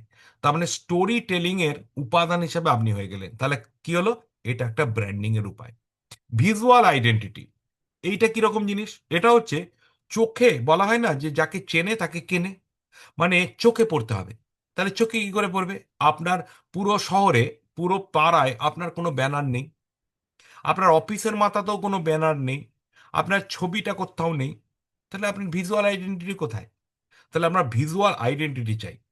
বিভিন্ন জায়গায় আপনার নাম ছড়াতে হবে, বিভিন্ন সোশ্যাল মিডিয়াতেও নাম থাকতে হবে, আপনার লিভলেট ব্যানারেও আপনার নাম, ভিজুয়াল আইডেন্টিটি চাই। আর রেপুটেশন, এইটা কিন্তু একদিনে হবে না, এই সবগুলো কিন্তু, পজিশনিংটা আপনার একটু টাইম লাগবে, ভিজুয়াল আইডেন্টিটি আপনার বেশি টাইম লাগবে না, দ্রুত করতে পারবেন। স্টোরি টেলিং, এটা একটু টাইম লাগবে, কিন্তু কয়েক মাসের মধ্যে করে ফেলতে পারবেন। রেপুটেশন বিল্ডিং এ ভালো টাইম লাগে। তো রেপুটেশন বিল্ডিং এর জন্য কি করা দরকার? রেপুটেশন মানে খ্যাতি, এর জন্য নলেজ দরকার, সততা দরকার, আর রিলেশনশিপ দরকার, ব্যাস। ডিজিটাল মার্কেটিং, ডিজিটাল মার্কেটিং হচ্ছে অনলাইন প্ল্যাটফর্মে বহু মানুষের কাছে পৌঁছে যাওয়ার একটা মার্কেটিং। এর জন্য সোশ্যাল মিডিয়ার স্ট্র্যাটেজি বানাতে হবে, যে আমি কোন কোন সোশ্যাল মিডিয়াতে কাজ করব, আমি কোনটাতে সপ্তাহে একদিন করে পাঠাবো, কোনটায় মাসে একদিন করে পাঠাবো। যেমন মাসেও যদি আপনি একটা করে ইউটিউব ভিডিও বানান, তাহলেও কাজ হয়ে যাবে। সপ্তাহে যদি একদিন করেও আপনি সোশ্যাল মিডিয়া মানে ফেসবুকে পোস্ট করেন, তাতেও কাজ হবে। আর প্রতিদিন যদি আপনি কিছু কিছু হোয়াটসঅ্যাপ পাঠান, তাতে কাজ হবে। এআই দিয়ে, আর্টিফিশিয়াল ইন্টেলিজেন্স দিয়ে যদি কোনো ব্লগ লেখেন, তাতেও কাজ হবে। তাই YouTube growth, WhatsApp campaign, email funnels, ইমেলটা আমরা অনেকে ব্যবহার করি না, এসিওটা করার দরকার নেই। এসিও হচ্ছে সার্চ ইঞ্জিন অপটিমাইজেশন, এটার জন্য অনেকটা খরচ হয়, এটা করার দরকার নেই। এবার চলুন সাইকোলজিক্যাল এবং ইমোশনাল, আমি কিন্তু এগুলো এখন শুধু জেনারেল বলছি, হ্যাঁ। আমি কিন্তু প্রত্যেকটা কি কি করবেন সেগুলো বলবো এক্ষুনি। ওকে। সাইকোলজিক্যাল ইমোশনাল মার্কেটিং কোনটাকে বলে? সেটা হচ্ছে যে আপনার ন্যাচারাল, এটা কিন্তু একদম কাস্টমারের কাছে গিয়ে ডাইরেক্ট করা যাবে, অথবা ভিডিওর মাধ্যমে করা যাবে, অথবা কোনো লেখার মাধ্যমে করা যাবে। কি করে? ট্রিগার ডিজায়ার, মানে এমন কিছু করলেন বা এমন কিছু বললেন, মানুষের একেবারে মানে আপনার সঙ্গে যুক্ত হওয়ার ইচ্ছা তৈরি হয়ে গেল। যেমন একটা উদাহরণ দিই, যে সম্ভবত দিল্লিতে বা মুম্বাই, আমার ঠিক মনে পড়ছে না, আমি এক জায়গায় পড়ছিলাম যে একটা রেস্টুরেন্ট খুলেছে। সেখানে আহ, মানে কিছু খাবার জিনিস পাওয়া যাচ্ছে। তো সেখানে নাকি এইভাবে খুলেছিল যে পে অ্যাজ ইউ উইশ। ওকে। মানে কফির দোকান আসলে। তো ও, কফিটা খান, আপনার যতটা ইচ্ছা হয় তত টাকা দিন। কি বললাম? যা ইচ্ছা হবে, যেটা ইচ্ছা হবে সেটা দেবেন। কোনো দাম ঠিক নেই, মানে দামের কোনো ব্যাপার নেই, আপনার যা ইচ্ছা হবে দিন। তো কি হচ্ছিল? কেউ 10 টাকা, কেউ 20 টাকা, কেউ 50 টাকা দিচ্ছিল, কেউ পুরো বিনা পয়সায় খেয়ে চলে যাচ্ছিল। হ্যাঁ, এটা রিস্ক নিয়েছে, অবশ্যই রিস্ক নিয়েছে। আপনি ভাববেন এরকম করলে তো লস হয়ে যাবে, এরকমই সাধারণ মানুষ ভাবে, কিন্তু আলটিমেটলি তারা কিন্তু লস করেনি, বিরাট গেন করেছে। এরপরে কি করলো?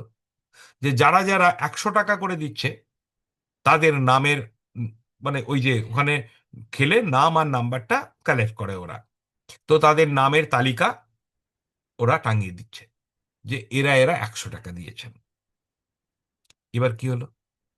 যখনই সেই তালিকা সবাই দেখছে, তখন কিন্তু নিজের লজ্জা লেগে যাচ্ছে। এরা 100 টাকা দিয়েছে, আমি 10 টাকা দেবো, অন্তত 20 টাকা দিই, অন্তত 50 টাকা দিই। এরকম ভাবে একটার পর একটা ইনোভেটিভ আইডিয়া দিয়ে তাদের প্রথম তাহলে ডিজায়ার কি করে তৈরি করলো, যে চলো ওখানে আমার খুশি মতো দাম দেবো, গিয়ে খেয়ে আসি। তাহলে প্রথম টিগারটা তৈরি হলো এই পে অ্যাজ ইউ উইশ এর দ্বারা। তারপরে দ্বিতীয় টিগারটা কি করে তৈরি হলো? ওই 100 জনের তালিকা তৈরি করে দেওয়ার পরে পরে এবার বুঝতে পারছেন, এইভাবে একটা করে টিগার তৈরি করে করে তারা বিজনেসটাকে দাঁড় করিয়ে দিচ্ছে। তাহলে আপনিও কিন্তু এরকম টিগার তৈরি করতে পারেন। যেমন ধরুন, আপনি বলতে পারেন যে আমি প্রথম 100 জন বা প্রথম 50 জনকে আমি তার বাড়িতে গিয়ে 10 মিনিট তার ফ্রি ফাইন্যান্সিয়াল প্ল্যানিং করে দিয়ে আসবো, এবং তার সাথে আমি 100 টাকার একটা গিফট দেব। তো আপনার যদি ইচ্ছা থাকে ফ্রি ফাইন্যান্সিয়াল প্ল্যানিং এর জন্য, এবং সেই সাথে একটা বাচ্চার জন্য উপহার, তাহলে আপনি আমাকে ইয়েস লিখুন হোয়াটসঅ্যাপে। আপনি এরকম যদি করেন, তাহলে কিছু জন কিন্তু আপনার ওইটা দেখে ডিজায়ার হয়ে যাবে, মানে তাদের টিগার হয়ে যাবে। তাহলে আপনি তাদের বাড়িতে যেতে পারলেন। এটা কিন্তু সেলিং না, মার্কেটিং হলো। অর্থাৎ আপনার পলিসি বিক্রি হবে তার কোনো গ্যারান্টি নেই, বাট মার্কেটিং হলো। বোঝা গেল? টিগার ইমোশন। আবার শুধু এইভাবে টিগার ইমোশন হয় তা না, এমন কোনো গল্প বললেন, এমন কোনো গল্প বললেন, যে গল্পের দ্বারা টিকার হয়ে গেলে। যেমন একটা উদাহরণ দিচ্ছি দেখুন, বুঝতে পারবেন মার্কেটিং এর কি ক্ষমতা। আমি এই গল্পটা অনেক আগে একবার বলেছিলাম, তো আপনারা অনেকে হয়তো ভুলে গেছেন বা অনেকে শোনেননি। সেটা হচ্ছে আমার এক বন্ধু, জাস্ট এটাকে স্টপ করে বলি, হ্যাঁ। আমার এক বন্ধু, সে কিন্তু আমার সঙ্গে ক্লাস 8-এ পড়াশোনা করতো, মানে 8 পর্যন্ত আমার সাথে একসাথে পড়েছিল।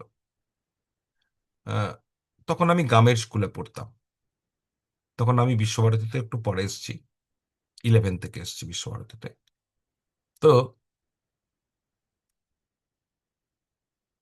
ওই ছেলেটি পড়াশোনায় খুব একটা ঝোঁক ছিল না। ও হাতের কাজ শিখতে চলে গেল মুম্বাই ক্লাস 8-এর পর। আর মুম্বাই মানেই বুঝতে পারছেন সোনা রূপার কাজ।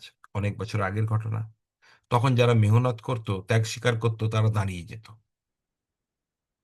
ছেলেটি দাঁড়িয়ে গিয়েছিল।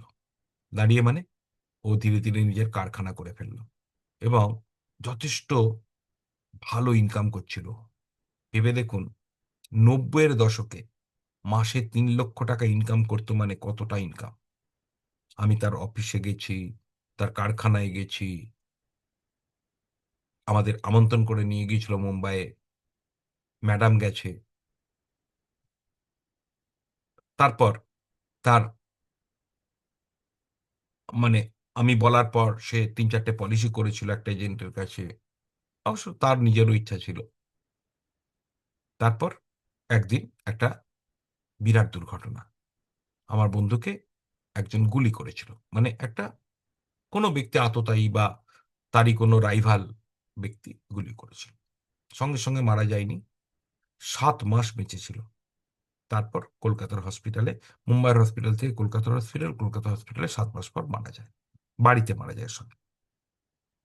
তো সেই ৭ মাস পঙ্গু অবস্থায় ছিল। কথা বলতে পারত কিন্তু শরীর নিচের অংশ পুরো পঙ্গু। তার ছিল একটা বাচ্চা মেয়ে। মাত্র তখন তার বয়স ৬ বছর। আর তার ওয়াইফের বয়স মাত্র ২৮ থেকে ২৯ বছর। আর সেই ছিল একমাত্র তার পরিবারের উপার্জনকারী। আর তার উপর নির্ভরশীল ছিল শুধু তার ওয়াইফ, বাচ্চা নয়, তার বাবা-মা, এমনকি তার বড় দাদা। সেও তেমন কিছু করতে পারত না। যখন মারা যায়, তার আগে তার মাটির বাড়ি ভেঙে একতলা পাকা বাড়ি করেছে, দোতলার উঠিয়েছে। পুরোটা প্লাস্টার হয়নি। আর তার দাদাকে একটা ছোট্ট দোকান ঘর ভাড়া করে দিয়ে সেখানে মালপত্র কিনে দোকান করে দিয়েছিল। সেই অবস্থায় মারা যাওয়া মানে কতগুলো মানুষ বিপদে পড়ল। তার ওয়াইফ ওই বয়সে বিধবা, তার বাবা-মা বৃদ্ধ বয়সে। যে ছেলে অন্ন জোগাতো সেই ছেলে চলে গেল। আর তার দাদা যে আশার আলো দেখেছিল যে আমার ভাই কিছু টাকা দিচ্ছে, আমি ব্যবসা করতে পারবো, তার আশা মাঝখানে বন্ধ। সত্যিই কি বন্ধ? না, বন্ধ হয়নি। শুধুমাত্র এলআইসির জন্য। সেই সময় তার পরিবারে কমপক্ষে ১০ থেকে ১৫ লক্ষ টাকা এসেছিল এলআইসির দৌলতে। আর ৯০-এর দশকে ১০-১৫ লাখ টাকা আজকের সময়ের জন্য সম্ভবত ৬০ থেকে ৭০ লাখ টাকা। আর ওই টাকা ছাড়াও আরো আরেকটি প্ল্যান ছিল, ৯০ নাম্বার টেবিল ম্যারেজ এন্ডাওমেন্ট, যেটা নিশ্চিত করেছিল যে তার মেয়ের বিয়ের সময় কমপক্ষে ৬ লাখ টাকা পাবে। আর আরেকটি পলিসি ছিল জীবন সুরক্ষা, যেটা নিশ্চিত করেছিল তখনকার দিনে যে তার কিছু হয়ে গেলেও তার ওয়াইফ 100% পেনশন পাবে। পেনশনের মতো পলিসি ছিল জীবন সুরক্ষা। একবার ভাবুন তো, ওয়াইফের জন্য পেনশন, মেয়ের বিয়ের জন্য ব্যবস্থা, আবার ওই ১৫ লাখ টাকা তখনকার দিনে বাবা-মা এবং দাদার জন্য এবং পুরো পরিবারের জন্য যথেষ্টই ছিল। আজও তার পরিবার একইভাবে টিকে রয়েছে। সেই ওয়াইফ, তার বাচ্চা শ্বশুর বাড়িতেই থেকে গেছে। ওই তার ওয়াইফ কিন্তু পরিবারকে ছেড়ে বিয়ে করেনি। কারণ বিয়ে কেন করতে হয়? ২ টো কারণে। তার মধ্যে একটা গুরুত্বপূর্ণ কারণ, স্বামী মারা গেলে যদি আমার দেখবে কে আমাকে? কিন্তু দেখার ব্যবস্থা তার স্বামীই করে গিয়েছিল। ইয়েস, তার মধ্যে আমি ইনভলভ ছিলাম কিছুটা। আমি ওকে সঠিক প্ল্যান বলতে পেরেছিলাম যে এগুলো করো। কিন্তু করেছিল ও, ইচ্ছাও ছিল ওর। ভেবে দেখুন। একটা এলআইসির সিদ্ধান্ত মাত্র ১ টা ২ টো করেই প্রিমিয়াম দিয়েছিল। তার পুরো পরিবারকে একেবারে ধ্বংস, হাত থেকে একেবারে স্বাভাবিক জীবনে ফিরিয়ে দিল। ইয়েস, এই গল্পটা বাস্তব গল্প। এই গল্পটা আমি একবার হুগলি জেলার সিঙ্গুর শহরে একটা এলআইসির কাজে, মানে এলআইসির ওখানকার অফিসে আমি একটা আ কম্পিউটার সংক্রান্ত কাজে আমাকে নিয়ে গিয়েছিল। ওখানে আমি দুপুরের টাইমে মিষ্টির দোকানে মিষ্টি জল খেতে গিয়েছিলাম। আর ওখানে প্রায় ৮-১০ জন মানুষ বসে গল্প করছিল। হঠাৎ করে এলআইসির কথা এলো। আমি তখন এই গল্পটা বলেছিলাম। আপনি অবাক হয়ে যাবেন। ওখানে এমন একজন ব্যক্তি ছিল, যাকে দেখে মনে হবে না যে সে খুব ধনী ব্যক্তি। সাধারণ পোশাক, সাধারণ চেহারা। আমাকে মিষ্টির দোকানদার বলল, এই ব্যক্তি কিন্তু খুব ধনী ব্যক্তি, এই শহরের অর্ধেকের কাছাকাছি এনার সম্পত্তি, অথচ ইনি কোনো এলআইসি করেননি। তো এনাকে যদি বলেন তাহলে কিন্তু করবেন। অবাক হয়ে যাবেন, আমাকে বলতেই হলো না, ওই ব্যক্তি আমার কাছে এলেন, এসে বললেন যে এই গল্পটা শুনে আমি অনেক কিছু বুঝলাম। তো এলআইসি করতে গেলে কি করতে হয়? আমি বললাম, স্যার আমি এলআইসির এজেন্ট নই, আপনার বেটার হয় আপনি কাল সিঙ্গুর ব্রাঞ্চে যাবেন, ব্রাঞ্চ ম্যানেজারের কাছে ডিরেক্ট চলে যাবেন, তারপর গিয়ে আপনি বলবেন আপনি করতে চান। আর অবাক হয়ে যাবেন, পরের দিন ব্রাঞ্চ ম্যানেজারকে আমি ফোন করেছিলাম, বলেছিল একদম ওই ব্যক্তি এসছে এবং বড় বড় কয়েকটা পলিসি করবে, কথা হয়ে গেছে, এজেন্টকেও দেখিয়ে দিয়েছে, এবং পরে সত্যিই পলিসি করেছিল। এতক্ষণ ধরে গল্পটা কেন বললাম জানেন? এটা বাস্তব গল্প। কেন বললাম? এবার চলে আসুন, এইটা কি আমি সেলিং করলাম? কি করলাম? মার্কেটিং। অ্যাকচুয়ালি এটা বাস্তব বলে আরো সহজ হয়েছিল আমার জন্য, বাট যেটা করলাম, আচ্ছা আপনি বলুন তো গল্পটা কেমন লাগলো, গল্পের মধ্যে ইমোশন ছিল কিনা? তাহলে এই জায়গাটা ট্রিগারিং ডিজায়ার, যে ব্যক্তি কোনোদিন এলআইসি করবে না ভেবেছিল, সেই ব্যক্তি একটা গল্প শুনে পুরো এলআইসি পরিবার হয়ে গেল।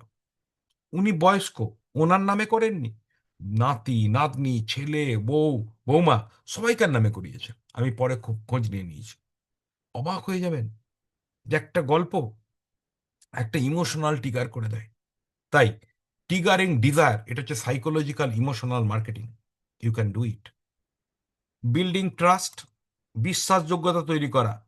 বলা হয় না, দেখবেন একটা কথা আছে, যদি কাউকে আমি লোন দিলাম বা কারো থেকে আমি ধার নিলাম ব্যক্তিগত, আবার ঠিক টাইমে শোধ করে দিলাম, আবার ধার নিলাম আবার ঠিক টাইমে শোধ করে দিলাম, আবার ধার নিলাম আবার ঠিক টাইমে শোধ করে দিলাম, কিছুদিন পরে সেই ব্যক্তির আমার উপর এমন বিশ্বাস হয়ে যাবে, তখন কিন্তু আমাকে এর 10 গুণ ধার দেবে, 20 গুণ ধার দেবে। এটা বলছে বিশ্বাস তৈরি করা। তাহলে বিশ্বাস তৈরি করলে মানুষের ইমোশনে কি হয়ে যায়, সাইকোলজিক্যালি মনে হয় যে এ আর আমার টাকা মারবে না। আর যারা টাকা মেরে দেয় না তারা এইভাবে বিশ্বাসও তৈরি করে। যাই হোক, বিল্ডিং ট্রাস্ট। তো আপনারা যারা এটাতে এক্সেলেন্ট লিখলেন তাদের ধন্যবাদ, কারণ এলআইসির কত অবদান আমি তো নিজে জানি। আমি তো ওর ডেথ ক্লেমের জন্য আমি নিজে ছুটে গিয়েছিলাম মুম্বাইয়ে। আমি নিজে ওখান থেকে পুলিশ রিপোর্ট বের করে নিয়েছিলাম আমার বন্ধুর পরিবারের হয়ে। ওকে। তো দেখুন, কৈলাস ঘোষ এক্সেলেন্ট লিখেছেন, উৎপলেন্দু বাবু গুড লিখেছেন, দেন তন্ময় বাবু এক্সেলেন্ট, রাহুল বাবু excellent, Seema madam excellent, Pranati madam excellent, Utpalendu Das excellent, Tarapada Ghosh excellent, Gorachand Bera excellent, ধন্যবাদ। মৃন্ময় ঘোষ এক্সেলেন্ট, পীযূষ বাবু excellent, Bidyut Khan excellent, Biswajit Sardar excellent, then LIC Ashis excellent, Bishnupada Hazra excellent, Dipu Mondal excellent, ধন্যবাদ। আপনারা সবাই শুনেছেন মন দিয়ে। এটা তো বাস্তব গল্প, এরকম গল্প আপনাদেরও জীবনে আছে, লুকিয়ে আছে, আপনার কাস্টমারদের মধ্যেও লুকিয়ে আছে। খুঁজে বের করুন, সুন্দর করে বলুন, দরকারে তার নাম সহ বলুন। আমার বন্ধুর নাম তো আমি জানি, জায়গাও জানি, আজকে ইচ্ছা করে বলছি না, একটা পাবলিক ভিডিও বলে। দীপু মন্ডল, চিত্ত মাহাতো বাবু এক্সেলেন্ট। তো আজকে এলআইসির প্রতি যে আমার ভালোবাসা, সেটাও কিন্তু ওই ঘটনার থেকে অনেক হয়েছে, কারণ ওই ঘটনাটা আমার এলআইসির সার্ভিস জীবনের প্রথম 2 বছর 3 বছরের মধ্যেই ঘটে গিয়েছিল। তাই আজ আমি আজও বিশ্বাস করি যে এলআইসির মতো কোম্পানি হয় না। আজও আমার যেটুকু সঞ্চয় আমি করেছি সব এলআইসিতে, অন্য জায়গায় না। এই বিশ্বাসটা যদি আপনার থাকে আপনি মানুষের মধ্যে ছড়াতে পারবেন। এবার হচ্ছে ক্রিয়েটিং আর্জেন্সি, এটা তো আমি ক্লোজিং টেকনিকে শেখাই, আর্জেন্সি কি করে ক্রিয়েট করতে হয়। ওকে। এরপর চলে আসুন প্রোডাক্ট অ্যান্ড সার্ভিস মার্কেটিং। কি বললাম? Product and service marketing.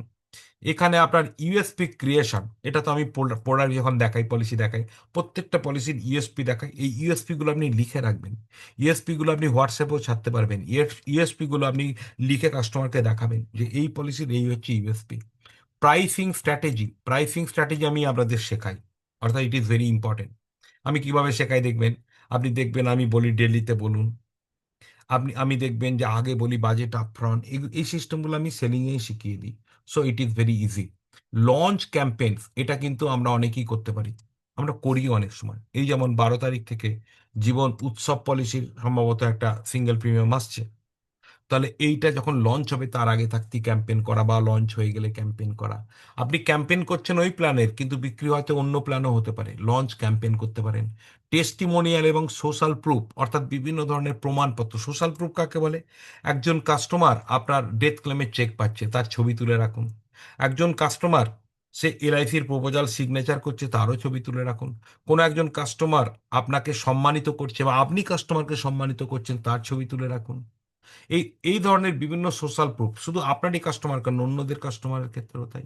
কোনো কাস্টমার হয়তো এলআইসির প্রতি ভালো কিছু মতামত দিল, সেই মতামতটা ছবি তুলে রাখুন, ভিডিও করে রাখুন।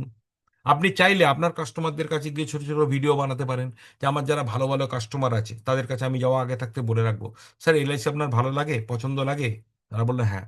স্যার আপনার কাছে যাবো, আমি মোবাইলে একটা 1 মিনিটের ভিডিও করব, আপনার এলআইসি কেন ভালো লাগে আপনি সেটাও বলবেন। আর আমার পরিষেবা আপনার কেমন লাগে বলবেন, 1 মিনিটের ভিডিও কি 2 মিনিটের ভিডিও, এরকম করে রাখুন। সেগুলো আপনি বিভিন্ন সময় বিভিন্ন জায়গায় ব্যবহার করতে পারবেন। আপনি যদি সোশ্যাল মিডিয়াতে নাও চান, আপনি লোককে দেখাতে পারবেন সোশ্যাল প্রুফ। আর হচ্ছে টেস্টিমোনিয়াল, মানে বিভিন্ন রেকর্ডস, বিভিন্ন ধরনের, এই যে সভারেন গ্যারান্টির কাগজ ইত্যাদি ইত্যাদি রাখুন। দেখুন, সরি, রিলেশনশিপ মার্কেটিং, হ্যাঁ, এটা আপনাকে ফ্যামিলির ওপর, কমিউনিটি গ্রুপের ওপর, রেসিডেন্সিয়াল অ্যাসোসিয়েশনের ওপর করতে হবে। মানে কি? সরি, মানে কি? বিভিন্ন ফ্যামিলির ওপর। অ্যাসোসিয়েশন কিরকম? বিভিন্ন ক্লাব, বিভিন্ন সংস্থা যেগুলোতে অনেক লোক কাজ করে, তাদের সঙ্গে রিলেশন রাখুন। এই আগের দিন একদিন শেখাচ্ছিলাম না, যে মোটর সাইকেলের শোরুম, 4 চাকার শোরুম, সেখানে ম্যানেজারগুলোর সঙ্গে রিলেশন রাখুন। তাহলে কি হচ্ছে? আপনার রিলেশনশিপ মার্কেটিংয়ে হেল্প করবে। তো চলুন, এরপরে আমি একদম আপনাদেরকে একজন এলআইসি এজেন্টের ঠিক কি কি করা দরকার, আমি তো এটা বললাম ইন জেনারেল, একজন এলআইসি এজেন্টের 25খানা এমন আইডিয়া দেবো যেগুলো আপনার মার্কেটিংয়ে দারুণ কাজে লাগবে। তো চলুন, আমি সেটা আপনাদেরকে, সবগুলো হয়তো আমি এখানে ব্যাখ্যা করার সময় পাবো না, কারণ টাইম অত নেই, বাট এইটুকু দেখাবো যে 25টা কি দেখাবো, আর তার মধ্যে খুব ইম্পর্টেন্ট গুলো আমি বলে দেবো, বাকি আমি লেখাটা দিয়ে দেবো। ওকে, তো চলুন, আমি জাস্ট 1 মিনিট এটাকে খোলার চেষ্টা করছি।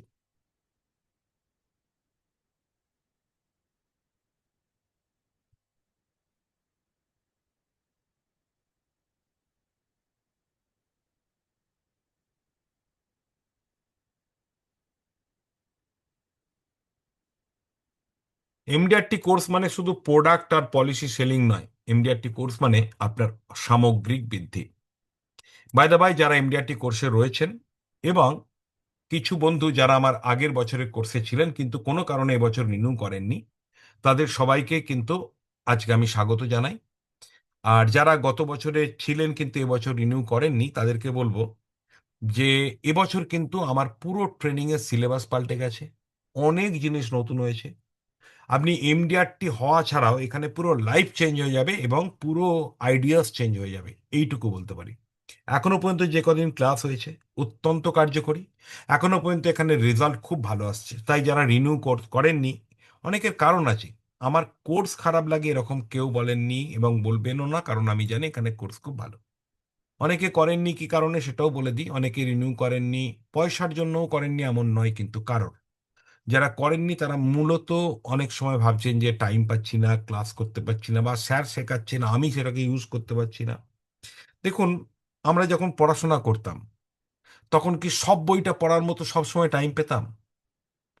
আমরা তো সবসময় মনে করতাম যে আরো পড়া দরকার, আরো শেখা দরকার, আরো লেখা দরকার, আরো নাম্বার পাওয়া দরকার। এই করে করেই তো আমরা পড়াশোনা কমপ্লিট করে ফেলেছি। তাহলে সবটা কোনোদিন নিখুঁত হবে না। আপনি যদি ভাবেন আমি 104টে রাত্রের ক্লাস, 104টে সকালের ক্লাস সব নিতে পারলাম না, কেন? আমার লস হলো? লস হয় না। বা আপনি পিছিয়েও গেলেন না। কেউ ভাবছে লস হলো, কেউ ভাবছে আমি পিছিয়ে গেলাম, পিছিয়েও গেলেন না। 104টের মধ্যে যদি আপনি 50টাও নিতে পারেন না, তাতেও লাভ। আর সকালের 104টের মধ্যে যদি আবার 50টা নিতে পারেন, তাতেও লাভ। কেন জানেন? আমরা ঠিক একইভাবে ইতিহাস, ভূগোল, অঙ্ক, বিজ্ঞান, কোনো সাবজেক্টই কোনো ছাত্রই প্রায় 2-1 জন ছাড়া কমপ্লিট করতে পারেন না। তবুও তারা গ্র্যাজুয়েট হয়েছেন, মাস্টার ডিগ্রি হয়েছেন, শিক্ষক হয়েছেন, লয়ার হয়েছেন, ইঞ্জিনিয়ার হয়েছে, ডাক্তার হয়েছে। তাহলে হয়েছে কি করে? কেন জানেন? যারা কোনোদিন পড়াশোনাই করলো না তারা কিছুই হতে পারলো না, কিন্তু যারা পড়াশোনা করেছে তারা পুরোটা না করুক, গল্প করুক, হয়েছে কিছু। তাহলে আপনারা কি চাইছেন, যে আমি পুরো পড়াটাই ছেড়ে দেবো, মানে পুরো কোর্সটাই ছেড়ে দেবো, নাকি কোর্সটা করব? যাদের টাইমের অভাব তাদেরকে বলবো, যতটুকু এখান থেকে নিতে পারবেন, সময় পাবেন, ততটাই আপনার জন্য অনেক। আর যদি বলেন টাকার, টাকা আজকে যদি না থাকে, আগামী দিনে ইনকাম করতে পারবেন তো? এইটুকু ভরসা যদি থাকে, তাহলে টাকা নিয়ে চিন্তা করবেন না। রিনিউ করার জন্য টাকা লাগবে, কিন্তু টাকা আপনি কিভাবে দেবেন, এটার জন্য তো আমি আছি। আমাকে ফোন করুন, আমি আপনার জন্য সবচেয়ে সহজ উপায় করে দেব। বেশ, চলুন এরপরে আমরা 5টা ক্যাটাগরিতে আপনি কি কি করতে পারেন সেটা নিয়ে আলোচনা করছি। ট্রাস্ট বিল্ডিং মার্কেটিং, এটা হচ্ছে ইম্পর্টেন্ট ফর এলআইসি এজেন্ট। কিরকম? দেখুন, এগুলো কিন্তু একটু জটিল, শিখতে টাইম লাগবে, কিন্তু আমি কিছুটা মানে যেগুলো খুব ইম্পর্টেন্ট সেগুলো বলে দিচ্ছি, বাকিগুলো আমি লেখাটা পাঠিয়ে দেবো, দরকার আমি এর বাংলা করেও পাঠিয়ে দেবো, ডোন্ট ওরি। ফ্যামিলি সেন্ট্রিক টেস্টিমনিস, ঠিক আছে? এর মানে কি, এটা হচ্ছে কিন্তু ছোট ভিডিও তৈরি করার কথা বলা হচ্ছে, অথবা ছোট নোটস। কি? এজেন্ট আমার ফ্যামিলির মতো, এজেন্ট আমার, এটা কে দিচ্ছে? Existing client. এই যেমন একটু আগে বলছিলাম, কোনো একটা ক্লায়েন্ট বলবে যে এজেন্টকে আমি আমার ফ্যামিলির একজন সদস্য ভাবি, কারণ আমার এজেন্ট আমার সাথে রয়েছে, এমনকি আমি যখন থাকবো না তখনও থাকবে। আমার এজেন্ট, সে আমাকে পরামর্শ দিয়েছে যে এলআইসি বিক্রি করা যায় না, কিনতে হয়। তাই সে কোনোদিন আমাকে জোর করে এলআইসি বিক্রি করেনি। কেন কিনবো, কেন কিনবো না, কতটা কিনবো, কোনটা কিনবো, সঠিক গাইড দিয়েছে। শুধু তাই না, এলআইসিতে সঞ্চয় করতে গেলে নিয়মিতভাবে টাকা দিতে হয়। আমার এজেন্ট আমাকে সেই নিয়মিতভাবে টাকা দেওয়ার জন্য সর্বদা হেল্প করে। ভুলে গেলে মনে করে দেয়, আর ভুলে যাওয়ার অনেক আগেই মনে করে দেয়। আমার পলিসির যে কোনো পরিবর্তন আমার এজেন্ট খুব সুন্দর করে করে দেয়। এবং তাকে একবার ফোন করলে সাধারণভাবে সে ফোন ধরে। যদি কোনো কারণে ফোন না ধরে, 1 ঘন্টা বা আধ ঘন্টার মধ্যেই সে আমাকে কল ব্যাক করে। আর তার ধ্যান জ্ঞান হলো এলআইসি, এবং তার নলেজ, তার শিক্ষার ইচ্ছা দেখে আমার মনে হয়েছে যে একজন আর্থিক উপদেষ্টা হলে এরকমই হতে হয়। তাই আমি প্রত্যেককে বলবো, যার পরিবারে এলআইসি দরকার নেই বলে মনে করছেন, তারা একবার আমার এই যে এজেন্ট বন্ধু, তাকে ডাকুন। বিনামূল্যে তিনি আপনার পরিবারকে আর্থিক পরামর্শ দেবেন। তারপর আপনি বুঝবেন, দেখবেন যে আপনার এলআইসি আদৌ দরকার কিনা, আর দরকার হলে এখন না পরে, দরকার হলে কার জন্য এবং কত টাকার কি বৃত্তান্ত, সব শিখতে জানতে পারবেন। এরকম ধরনের যদি কোনো কাস্টমার আপনার হয়ে বলে দেয়, কেমন হয়? আপনারা চ্যাট বক্সে লিখুন, এরকম কেউ যদি বলে দেয় কেমন হয়। এই ভিডিওটা তো আপনারা পাবেন, এই ভিডিওর এই অংশটা লিখে নেবেন। লিখে নিয়ে কাস্টমারদের এটাকে চেঞ্জ করে করে কাস্টমারকে, আচ্ছা, বলবেন যে স্যার এরকম একটা বলে ভিডিও করে দিন না আমাকে, করে দেবে। এই লেখাটাকে চেঞ্জ করে নেওয়ার জন্য এই লেখাটাকে লিখে আপনি এআই, আর্টিফিশিয়াল ইন্টেলিজেন্স মানে কো পাইলট, বা আপনি জেমিনাইতে ফেলবেন। ফেলে জেমিনাইকে বলবেন এই এই লেখাটাকে চেঞ্জ করে করে 10 ধরনের করে দিন। তো ওরা 10 ধরনের করে দেবে। 10টা কাস্টমারকে 10টা লেখা পাঠালেন, দিয়ে বললেন স্যার এর এর ওপর একটা ভিডিও করে যদি পাঠান, বা আমি যাব আমার সামনে ভিডিওটা করবেন, মানে আমি ভিডিওটা তুলে নেব, আপনি যদি বলেন খুব ভালো হয়। তাহলে ফ্যামিলি সেন্ট্রিক টেস্টিমোনিয়াল যদি আপনার কাছে 10খানা বা 5খানা বা দুটোও থাকে, আপনি সোশ্যাল মিডিয়ায় কত এগিয়ে যাবেন, আর কত কাস্টমারকে আপনি দেখাতে পারবেন বলুন তো, তাই কি না? তো চলুন, আপনারা চ্যাট বক্সে লিখছেন, আমি দেখি কি লিখলেন।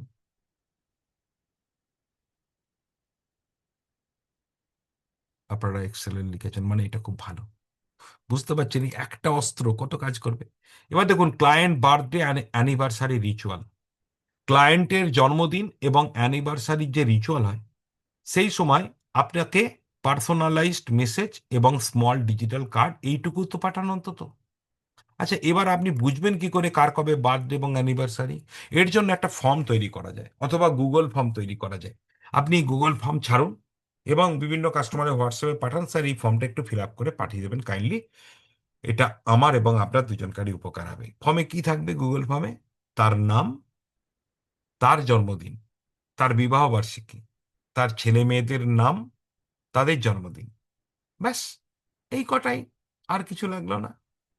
5টা কি 6টা প্রশ্ন, যে কেউ মানুষ আমরা গুগল ফর্ম ফিল আপ, যদি গুগল ফর্ম ফিল আপ না করতে চায়, তখন আপনি এরকমই একটা ফরম্যাট তৈরি করুন। ফরম্যাটে কি থাকবে? তার নাম, তার জন্ম তারিখ, আর তার ছেলে মেয়েদের জন্ম তারিখ, আর তার বিবাহ বার্ষিকী।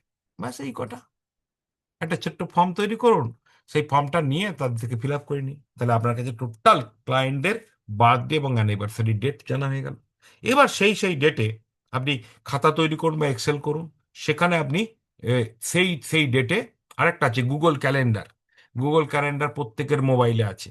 গুগল ক্যালেন্ডারে যদি ফিট করে রাখতে পারেন, বা আপনি এক্সেল ফরম্যাট করে ওর সঙ্গে লিঙ্ক করে রাখতে পারেন, তাহলে গুগল আপনাকে স্মরণ করিয়ে দেবে, আপনার মোবাইলে আপনাকে স্মরণ করিয়ে দেবে কোন ক্লায়েন্টের কবে বার্থডে এবং কবে অ্যানিভার্সারি। আপনি সেই দিন কি করবেন? পার্সোনালি মেসেজ এবং পার্সোনালাইজড মেসেজ এবং স্মল ডিজিটাল কার্ড দিন, ইমোশনাল বন্ডিং তৈরি হবে। ফাইনান্সিয়াল চেক আপ ডে, এটা তো আমি আগের দিনই আপনাদের ক্লাসে করিয়ে দিয়েছিলাম, যে ফাইনান্সিয়াল হেলথ চেক আপের একটা ফরম্যাট বানিয়ে দিয়েছি। আবার একটা নতুন ফরম্যাট আমি কদিন আগে বানিয়েছি, আপনারা চাইলে আবার দিয়ে দেবো। এই ফাইনান্সিয়াল চেক আপ ফর্ম বানিয়েছিলাম, কিন্তু এটা একটা সুন্দর আইডিয়া, যে আপনি ফ্রিতে ফ্রিতে প্রত্যেক পলিসি হোল্ডারকে বলুন, স্যার বছরে একবার করে আপনি ফাইনান্সিয়াল চেক আপ ডে পাবেন। তো আপনি আপনার মতো তারিখটা ডেট আমার সাথে করে নিতে পারেন, যে আপনার বাড়িতে আমি কবে ফাইন্যান্সিয়াল চেক আপের জন্য যাব।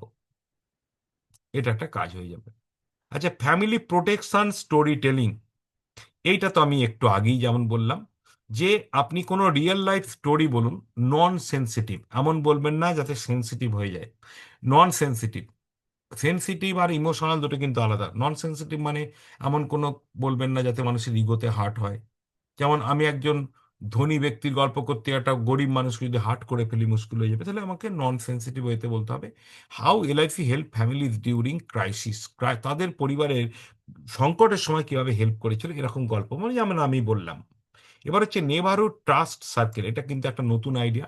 এটা হচ্ছে 5টা এক্সিস্টিং ক্লায়েন্টকে to introduce you to a family each. 5টা এক্সিস্টিং ক্লায়েন্টকে বলুন, স্যার আপনাকে আমি একটা হেল্প চাইবো, আপনি একটা করে ফ্যামিলির সাথে আমার পরিচয় করে দিন। আর যে ফ্যামিলিতে পরিচয় করবেন সেই ফ্যামিলিকে আমি একটা ছোট্ট গিফট দেবো।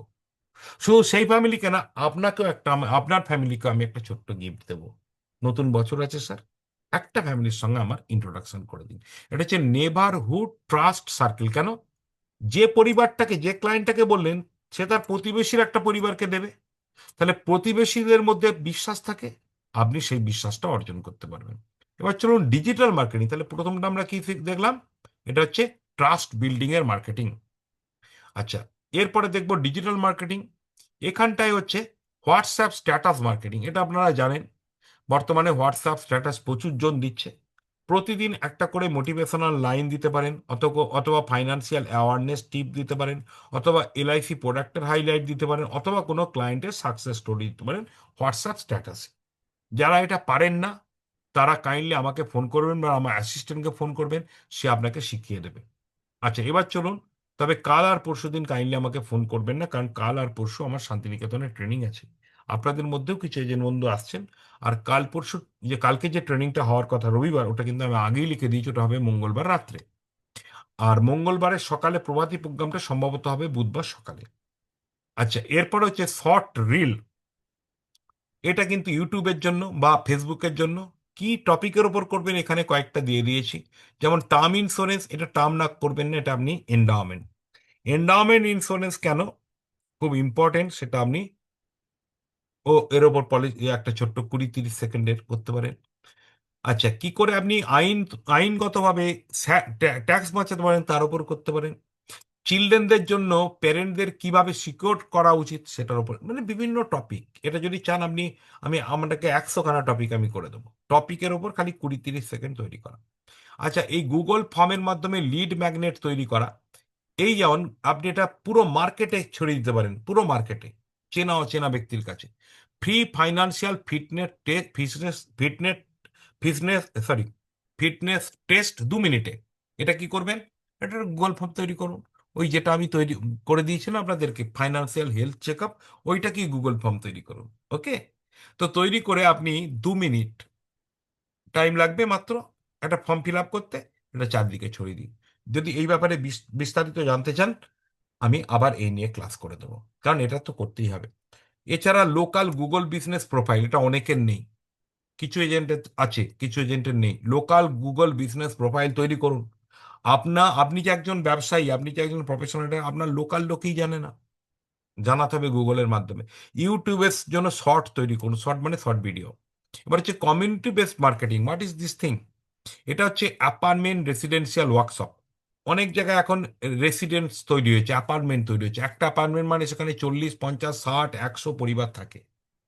সেখানে আপনি কোনো সেক্রেটারির সাথে কথা, কমিটি মেম্বারের সঙ্গে মানে সেক্রেটারি বা প্রেসিডেন্টের সাথে কথা বলুন। বলবেন, স্যার আপনাদের একটা ছুটির দিনে আমি একটা চা চক্র করব, বা একটা টিফিন দিয়ে একটা সুন্দর বৈঠক করতে চাই, যেখানে আমি ফ্যামিলি ফাইনান্সিয়াল বিষয়ে আমি বেশ কিছু আলোচনা করব, এবং আমি আপনাদের ফাইনান্সিয়াল ফিটনেস চেক আপ করবো, এবং বাচ্চাদের জন্য আমি কিছু গিফট দেব, এবং ট্যাক্স সেভিংসের সময় মানুষের কি কি ভুল হয় সেটা নিয়ে আমি একটু আলোচনা করব। এটা করা যায়। স্কুল কলেজে প্যারেন্ট সেশন, অনেক অনেক ক্ষেত্রে, বিশেষ করে বাচ্চাদের স্কুল। আর ছোট বাচ্চাদের স্কুলেই সুবিধা বেশি, কেন জানেন? ওদের গার্জেনদের বয়স কম, ওদের বাচ্চাদেরও বয়স কম। তাই স্কুল কলেজের প্যারেন্ট সেশন, বেশিরভাগ এখনকার বাচ্চাদের স্কুল প্রাইভেট, প্রাইভেট ছোট ছোট স্কুলগুলোতে যদি আপনি কিছু গিফট দেন বা কিছু আপনি যোগাযোগ করেন, তাহলে কিন্তু প্যারেন্ট সেশনে আপনাকে কিছুক্ষণ 15 মিনিটের জন্য বলতে দেবে। সেখানে আপনি 15 মিনিট অ্যাওয়ারনেসের ওপর, আপনি প্রথম দিকে আপনি ফাইন্যান্সের ওপরই অ্যাওয়ারনেস করুন। এটা করতে পারেন। লোকাল ক্লাব অ্যাসোসিয়েশনের সঙ্গে টাই আপ করুন, যেখানে আপনি ছোট ছোট ইভেন্টকে স্পন্সর করুন। যেমন ছোট ক্রিকেট ম্যাচ, ছোট ফুটবল ম্যাচ স্পন্সর করতেই পারেন। আমার কিছু স্টুডেন্ট আছে যারা কিন্তু এই বাবদ খরচ করে, এবং কত কত হেল্প পায় আপনি কল্পনা করতে পারবেন না। ওকে। এখানেও ফ্রি ফাইন্যান্সিয়াল অ্যাওয়ারনেস লিফলেট ছড়ান, আর কিছু আপনার পরিচয় সাধন করুন। Senior citizen safety plan camps, এটা আপনি করতে পারেন। যে সিনিয়র সিটিজেনদের জন্য, হয়তো আপনি ভাববেন সিনিয়র সিটিজেনদের ওপর করে আমার লাভ কি? মানুষ এইটুকু বুঝবে যে আপনি সিনিয়র সিটিজেনদের গুরুত্ব দিচ্ছেন, তারপরে তাদের পরিবারের মানুষরা আপনার কাছে পলিসি করবে। Women self help group session, দেখুন আজকের যুগে ওমেনদের বহু স্বনির্ভর গোষ্ঠী তৈরি হয়েছে। আপনি সেখানে কিন্তু দেখবেন মহিলারা তাদের নিজেরা সিদ্ধান্ত নিজেরা নেয়। সেখানে আপনি গ্রুপ সেশন করতে পারেন। এই প্রত্যেকটা কাজ কিন্তু অনেক বড় কাজ, বাট একটা করে শুরু করুন, প্রতি মাসে এক ধরনের করুন। এই মাসে আপনি কি করতে চলেছেন চ্যাট বক্সে লিখে পাঠান। কি কি বললাম? একটা হচ্ছে women's help group, self help group. একটা হচ্ছে সিনিয়র সিটিজেনদের জন্য, অথবা লোকাল ক্লাব অ্যাসোসিয়েশনের সঙ্গে, অথবা স্কুলের প্যারেন্ট সেশন, অথবা অ্যাপার্টমেন্ট বা রেসিডেন্সে। মোট এইখানে আমি বলেছি 11 থেকে 15, মানে ছখানা টপিক। ছখানার মধ্যে কোনটা করতে চাইছেন লিখুন। Professional branding marketing, what is this thing? এটা আর কিছু না, এটা হচ্ছে আপনি যে প্রফেশনাল এজেন্ট তার ব্র্যান্ডিং কিভাবে করবেন। যেটা আমি প্রথমে বলছিলাম, ভিজিটিং কার্ড করুন। ভিজিটিং কার্ডে একটা কিউআর কোডও দিতে পারেন। কিউআর কোডে আপনার হোয়াটসঅ্যাপ নাম্বার থেকে আরম্ভ করে গুগল ফর্ম, এভরিথিং থাকতে পারে। এছাড়া আপনার হোয়াটসঅ্যাপে আপনার ভালো করে প্রোফাইল তৈরি করুন, গুগল ফর্ম তৈরি করুন, ছাড়ুন, এবং গুগল মাই বিজনেসে ঢুকুন, আর এলআইসি প্রোফাইল, আপনার এলআইসি প্রোফাইল তৈরি করুন। আপনার এলআইসি প্রোফাইল মানে আপনি কত বছর এলআইসি কাজ করছেন, কত বড় সাকসেসফুল হয়েছেন, আপনার ক্লায়েন্ট সংখ্যা কত, আপনার ক্লায়েন্টরা আপনাকে কেন পছন্দ করে, আপনি কি কিভাবে হেল্প করেন কাস্টমারদের, এরকম একটা প্রোফাইল তৈরি করুন। এরপর হচ্ছে পার্সোনাল লোগো এবং ট্যাগলাইন। এটা, এই যেমন আমার পল্লব পান্না, ইওর ফ্যামিলি প্রোটেকশন পার্টনার। আপনার তো আর পল্লব মান্না হবে না, আপনার নামটা দিয়ে দেবেন ইওর ফ্যামিলি প্রোটেকশন পার্টনার। এটা আপনি লোগো এবং ট্যাগলাইন তৈরি করুন। আপনার যখনই আপনার কাছে কোনো এসএমএস আসবে, বা আপনি যেখানেই আসবে, আপনি এই কথাটা লিখবেন, আপনার ফ্যামিলি প্রোটেকশন পার্টনার। এটা পাল্টেও দিতে পারেন। দেখুন মান্থলি নিউজ লেটার, এটা একটু যারা কন্টেন্ট মার্কেটিং করতে জানেন তাদের জন্য। যেমন আমাদের চিত্তবাবু আছেন, উনি এই ধরনের জিনিসগুলো করেন। তো আপনারা করতে পারেন মান্থলি নিউজ লেটার, কিছুই না, এলআইসির আপডেট নিয়ে, ট্যাক্স টিপস নিয়ে, সাকসেস স্টোরি নিয়ে। এক পাতার এক পাতার একটা লেখা করুন, এআই দিয়ে করা যাবে, সেটাকে পিডিএফ করুন, পাঠিয়ে দিন। প্রত্যেক মাসের নির্দিষ্ট ডেটে পাঠান, প্রত্যেক মাসে, যে আমি প্রতি মাসের 15 তারিখে পাঠাবো আমার নিউজ লেটার। নিউজ লেটার নাম দেবেন। ক্যানভা অ্যাপ যারা ব্যবহার করেন তারা ওখান থেকেই নিউজ লেটার তৈরি করতে পারবেন।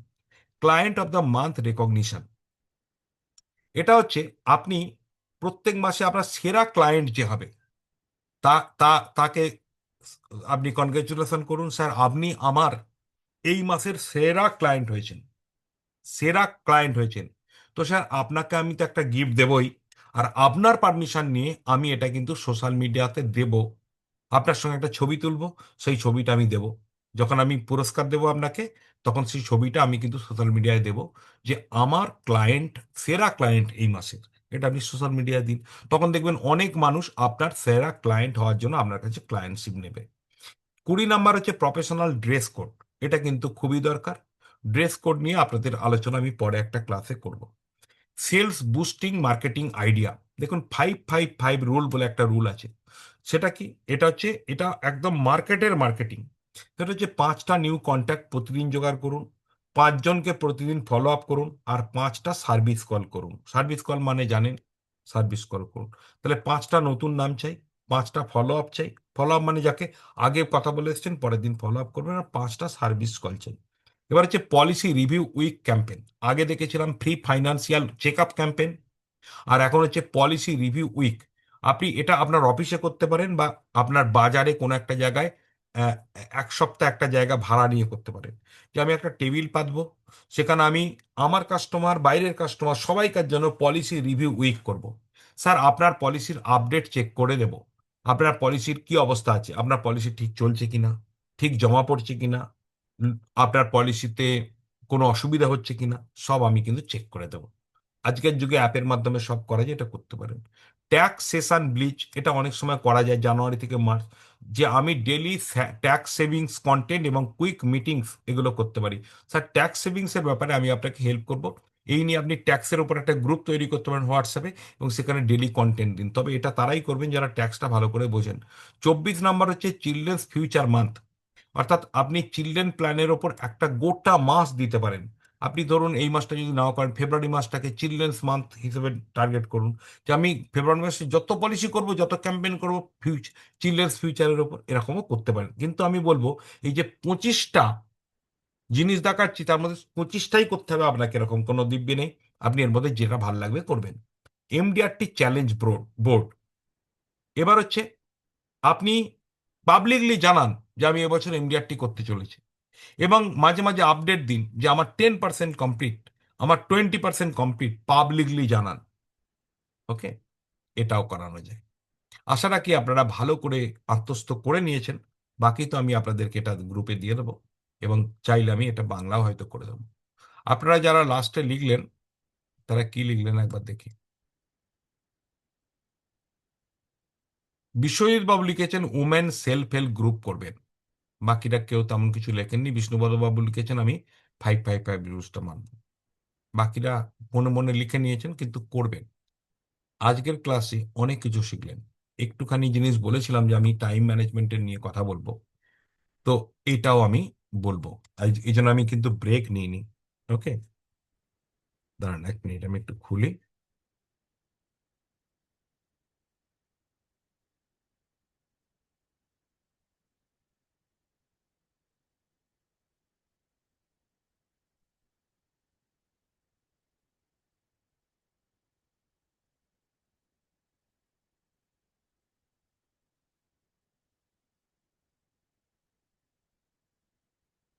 জাস্ট 1 মিনিট,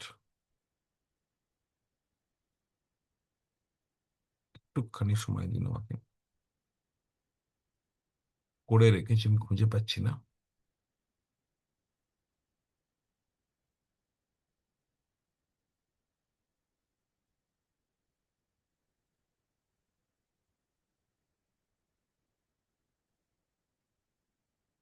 এক মিনিট।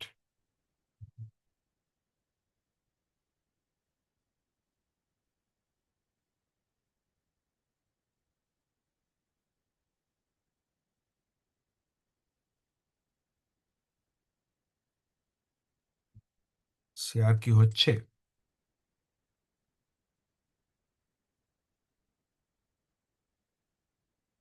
দেখতে পাচ্ছেন কি? দেখতে পাওয়া যাচ্ছে? কাইন্ডলি একটু লিখুন।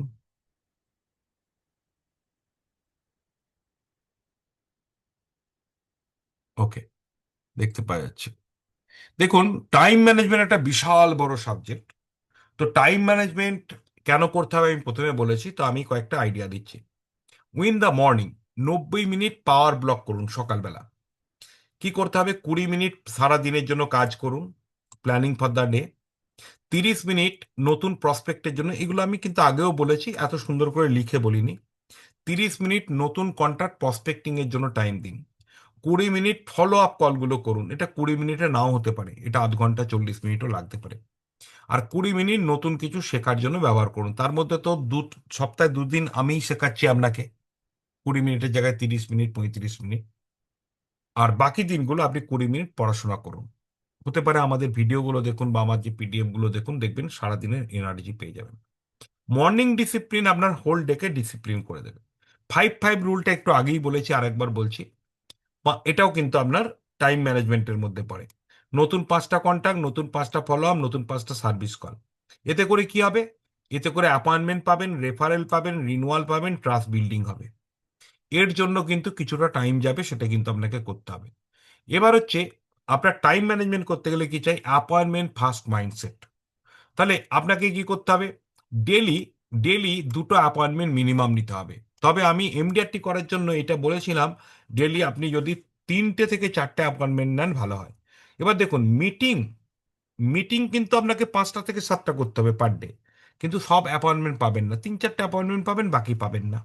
ওকে, এইখানে 4টে না, এটা হচ্ছে 5টা থেকে 7টা অ্যাপয়েন্টমেন্ট ডিল করুন। হ্যাঁ, সরি, ডিল করুন। ডিল মানে প্রেজেন্টেশন করুন। এবার হচ্ছে টাইম ব্লকিং। টাইম ব্লকিং কি জিনিস একদিন বলেছিলাম, আজকে আরেকবার বলছি। টাইম ব্লকিং হচ্ছে এলআইসি এজেন্টদের জন্য টাইম ব্লকিং এখানে আমি করে দিয়েছি, কিন্তু টাইম ব্লকিং জিনিসটা হচ্ছে একটা একটা ঘন্টা নেওয়া হবে, সেই ঘন্টায় আমি এই কাজগুলোই করবো, এর বাইরে কিচ্ছু করবো না। একে বলে টাইম ব্লকিং। যেমন 7টা থেকে 9টা ওই যে ওপরে দিয়েছিলাম, প্ল্যানিং, প্রসপেক্টিং, ফলো আপ। 10টা থেকে 1টা আমি শুধু ক্লায়েন্ট মিটিং করব, ফিল্ড ওয়ার্ক করব। এবার হ্যাঁ, এই টাইমটা কিন্তু চেঞ্জ করে নেবেন, সবাইকার একরকম হবে না। 1টা থেকে 2টো আমি লাঞ্চ করব, রেস্ট নেব। 2টা থেকে 5টা পলিসি সার্ভিসিং ডকুমেন্টেশন বাড়িতে করব। 5টা থেকে 7টা আমি বিভিন্ন বাড়িতে বাড়িতে যাব, ফ্যামিলি মিটিং করব। এখানেও কিন্তু ক্লায়েন্ট মিটিং ছিল 10টা থেকে 1টা।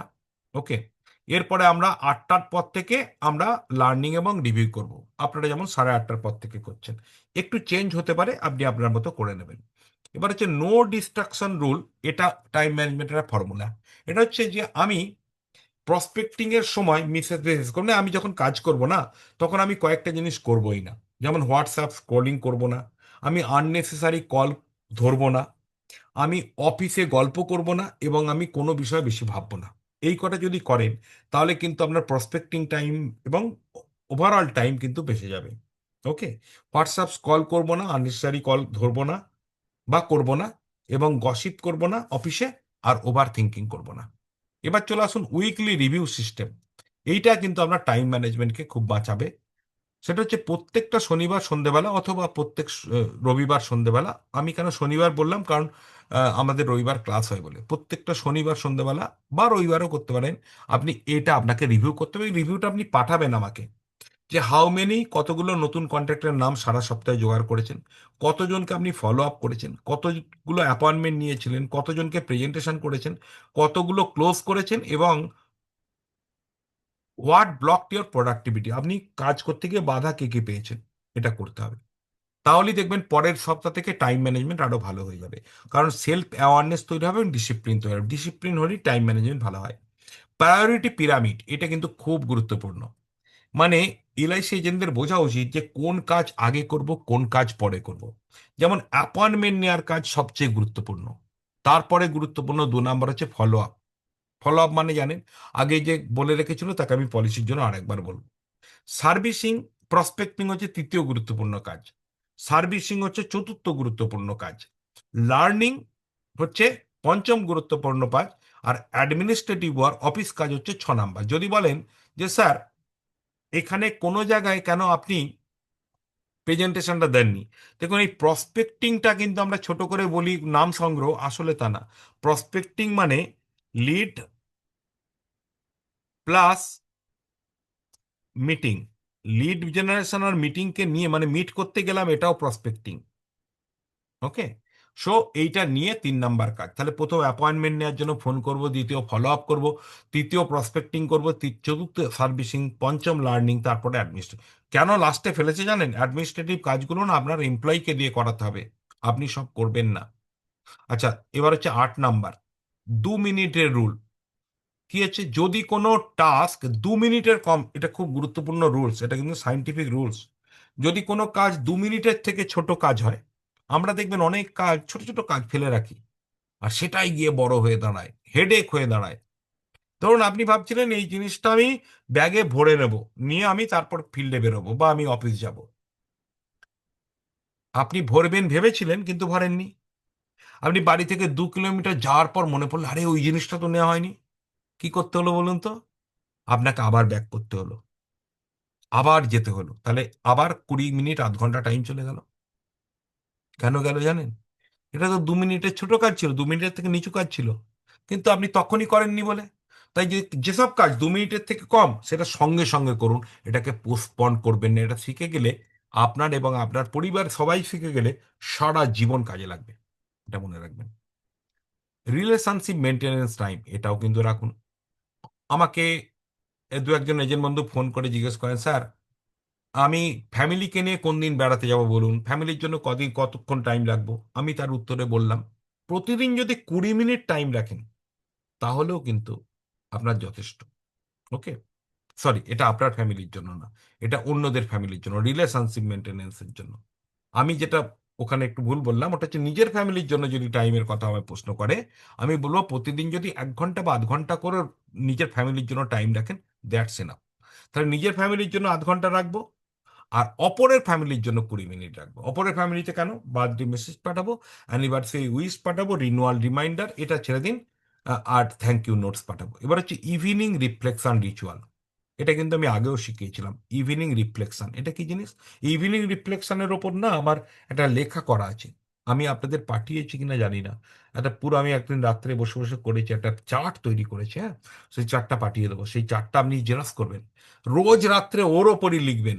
একদম দারুণ জিনিস, সুন্দর করেছি, ওইটা লিখবেন। ওকে, ওটা বাংলা ইংরেজি মিশিয়ে আছে। ইভিনিং রিফ্লেকশন প্রত্যেকদিন রাত্রিবেলা না নিজেকে প্রশ্ন করবেন, what did I achieve today? আমি কি আজকে ভালো কাজ করেছি, আমি কোন জিনিসটাকে অ্যাভয়েড করেছি, এবং আমার কালকের সকালের প্রথম কাজ কি। ব্যাস, এই কটা করলে আপনার টাইম ম্যানেজমেন্টের প্রাইমারি জিনিস রেডি। এবার আপনাদের পরে যখন টাইম ম্যানেজমেন্ট শেখাবো, তখন কি করে টাইম ব্লক করবেন ইত্যাদি অনেক কিছু শেখাবো। আজকের ক্লাস আশা করি আপনাদের ভালো লেগেছে, একটু অন্য ধরনের ক্লাস, অ্যাডভান্স লেভেল তো বটেই। হ্যাঁ, সেলসের কথা আমি কিছু কিছু মার্কেটিংয়ে বলেছি, কিন্তু আপনারা জানবেন সেলস আর মার্কেটিং পাশাপাশি চলে। তাই পুরোপুরি মার্কেটিং না, আমি কিন্তু সেলসের কথা আপনাদেরকে বলেছি। আজকে আমার একটু কষ্ট হলো শরীরে, বিকজ আমি পরপর 2 দিন বাইরে ছিলাম, আর তাছাড়া গলা বসে গেছে, কিন্তু একটুও রেস্ট নিইনি। আমি আপ্রাণ এবছর 2026 সালে আমি প্রত্যেকটা এজেন্টকে, একেবারে ডিওরা যেরকম সিএলআর যেরকম আপনাকে রোজ গাইড করে, আমি আপনাদের জন্য পুরো প্রাণপাত করে দেবো ভেবে নিয়েছি। এটা আমি কোনো বছর করিনি, যেটা 2026-এ করব। তাই এবছর যারা আমার সাথে আছেন, আমাকেও সহযোগিতা করুন। আপনারা আমার আমার সঙ্গে লেগে থাকুন, আমাকে লেগে থাকতে দিন। আপনাদের প্রত্যেককে এমডিআরটি করার আমি প্রচেষ্টা নিয়ে নিয়েছি। আর যারা এখনো যুক্ত হননি তাদেরকে বলবো, পরের বছর যুক্ত হতে পারেন না না পারেন, এবছর যুক্ত হন। কারণ কে দেখেছে পরের বছর 2027 সালে আদৌ আমি পৃথিবীতে থাকবো কিনা, এই কোর্সটা থাকবে কিনা, I do not know. So যদি, অনেকে আমাকে বলেছেন স্যার পরের বছর করব, আমি বলবো পরের বছর বলে কিছু হয় না, যা হয় এখন হয়। তাই যদি সত্যি যুক্ত হতে হয়, সময়ের অভাব হলে যেটুকু সময় পাবেন না তাতেই আপনার অনেক হবে। আর টাকার অভাব হলে আমাকে ফোন করুন, আই উইল হেল্প ইউ। যারা আমার আগের কোর্স করেছেন কিন্তু এবছর রিনিউ করেননি, তাদের জন্য বললাম। তো চলুন, আজকে আপনাদের ক্লাস কেমন লাগলো? আপনাদের মাইক্রোফোন অন করে দিচ্ছি। আমার কাল থেকে শান্তিনিকেতনের ক্লাস, তাই আমার সময়ের খুব অভাব ছিল, কিন্তু আমি ভেবেছিলাম 10টা 5-এ শেষ করবো, বাট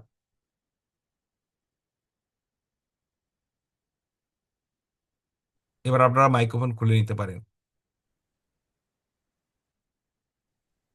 হ্যালো, শোনা যাচ্ছে? হ্যাঁ হ্যাঁ স্যার। স্যার। হ্যাঁ স্যার, শোনা যাচ্ছে। আচ্ছা, বেশ। হ্যাঁ স্যার। আজকের ক্লাস কিন্তু অন্য ধরনের ছিল। আপনাদের প্রত্যেকের কাছে সহজবোধ্য হয়েছে, মানে বোঝা গেছে, ক্লিয়ার হয়েছেন? হ্যাঁ হ্যাঁ হ্যাঁ হ্যাঁ স্যার। স্যার। আচ্ছা, নতুন কিছু জানলেন, নতুন কিছু শিখলেন, হ্যাঁ অবশ্যই। স্যার। ভালো হয়েছে নতুন স্যার। কিছু করার ইচ্ছা হয়েছে খুব এর ভালো। মধ্যে? এত শিখেছি, এত করতে হবে না, কয়েকটা করবেন। হ্যাঁ স্যার। স্যার হ্যাঁ হ্যাঁ অবশ্যই। Very good. স্যার একটু ওকে, স্যার কঠিন ভালো মনে হলো হয়েছে, তো। তবে ওই এগুলো দিয়ে দেবো, দিয়ে দিলে সহজ হয়ে যাবে। লেখা আমি করে সব দেবো, লেখা আপনি করে দিয়ে দেবো, লিখে বাংলাতেও দিয়ে দেবো। ওকে, টেনশন নেই, দিয়ে হ্যাঁ দেবো। স্যার। স্যার টাইম আজকেই দিই। ম্যানেজমেন্টের জন্য একটা স্পেশাল ক্লাস করাবেন, কোনটার ওপর?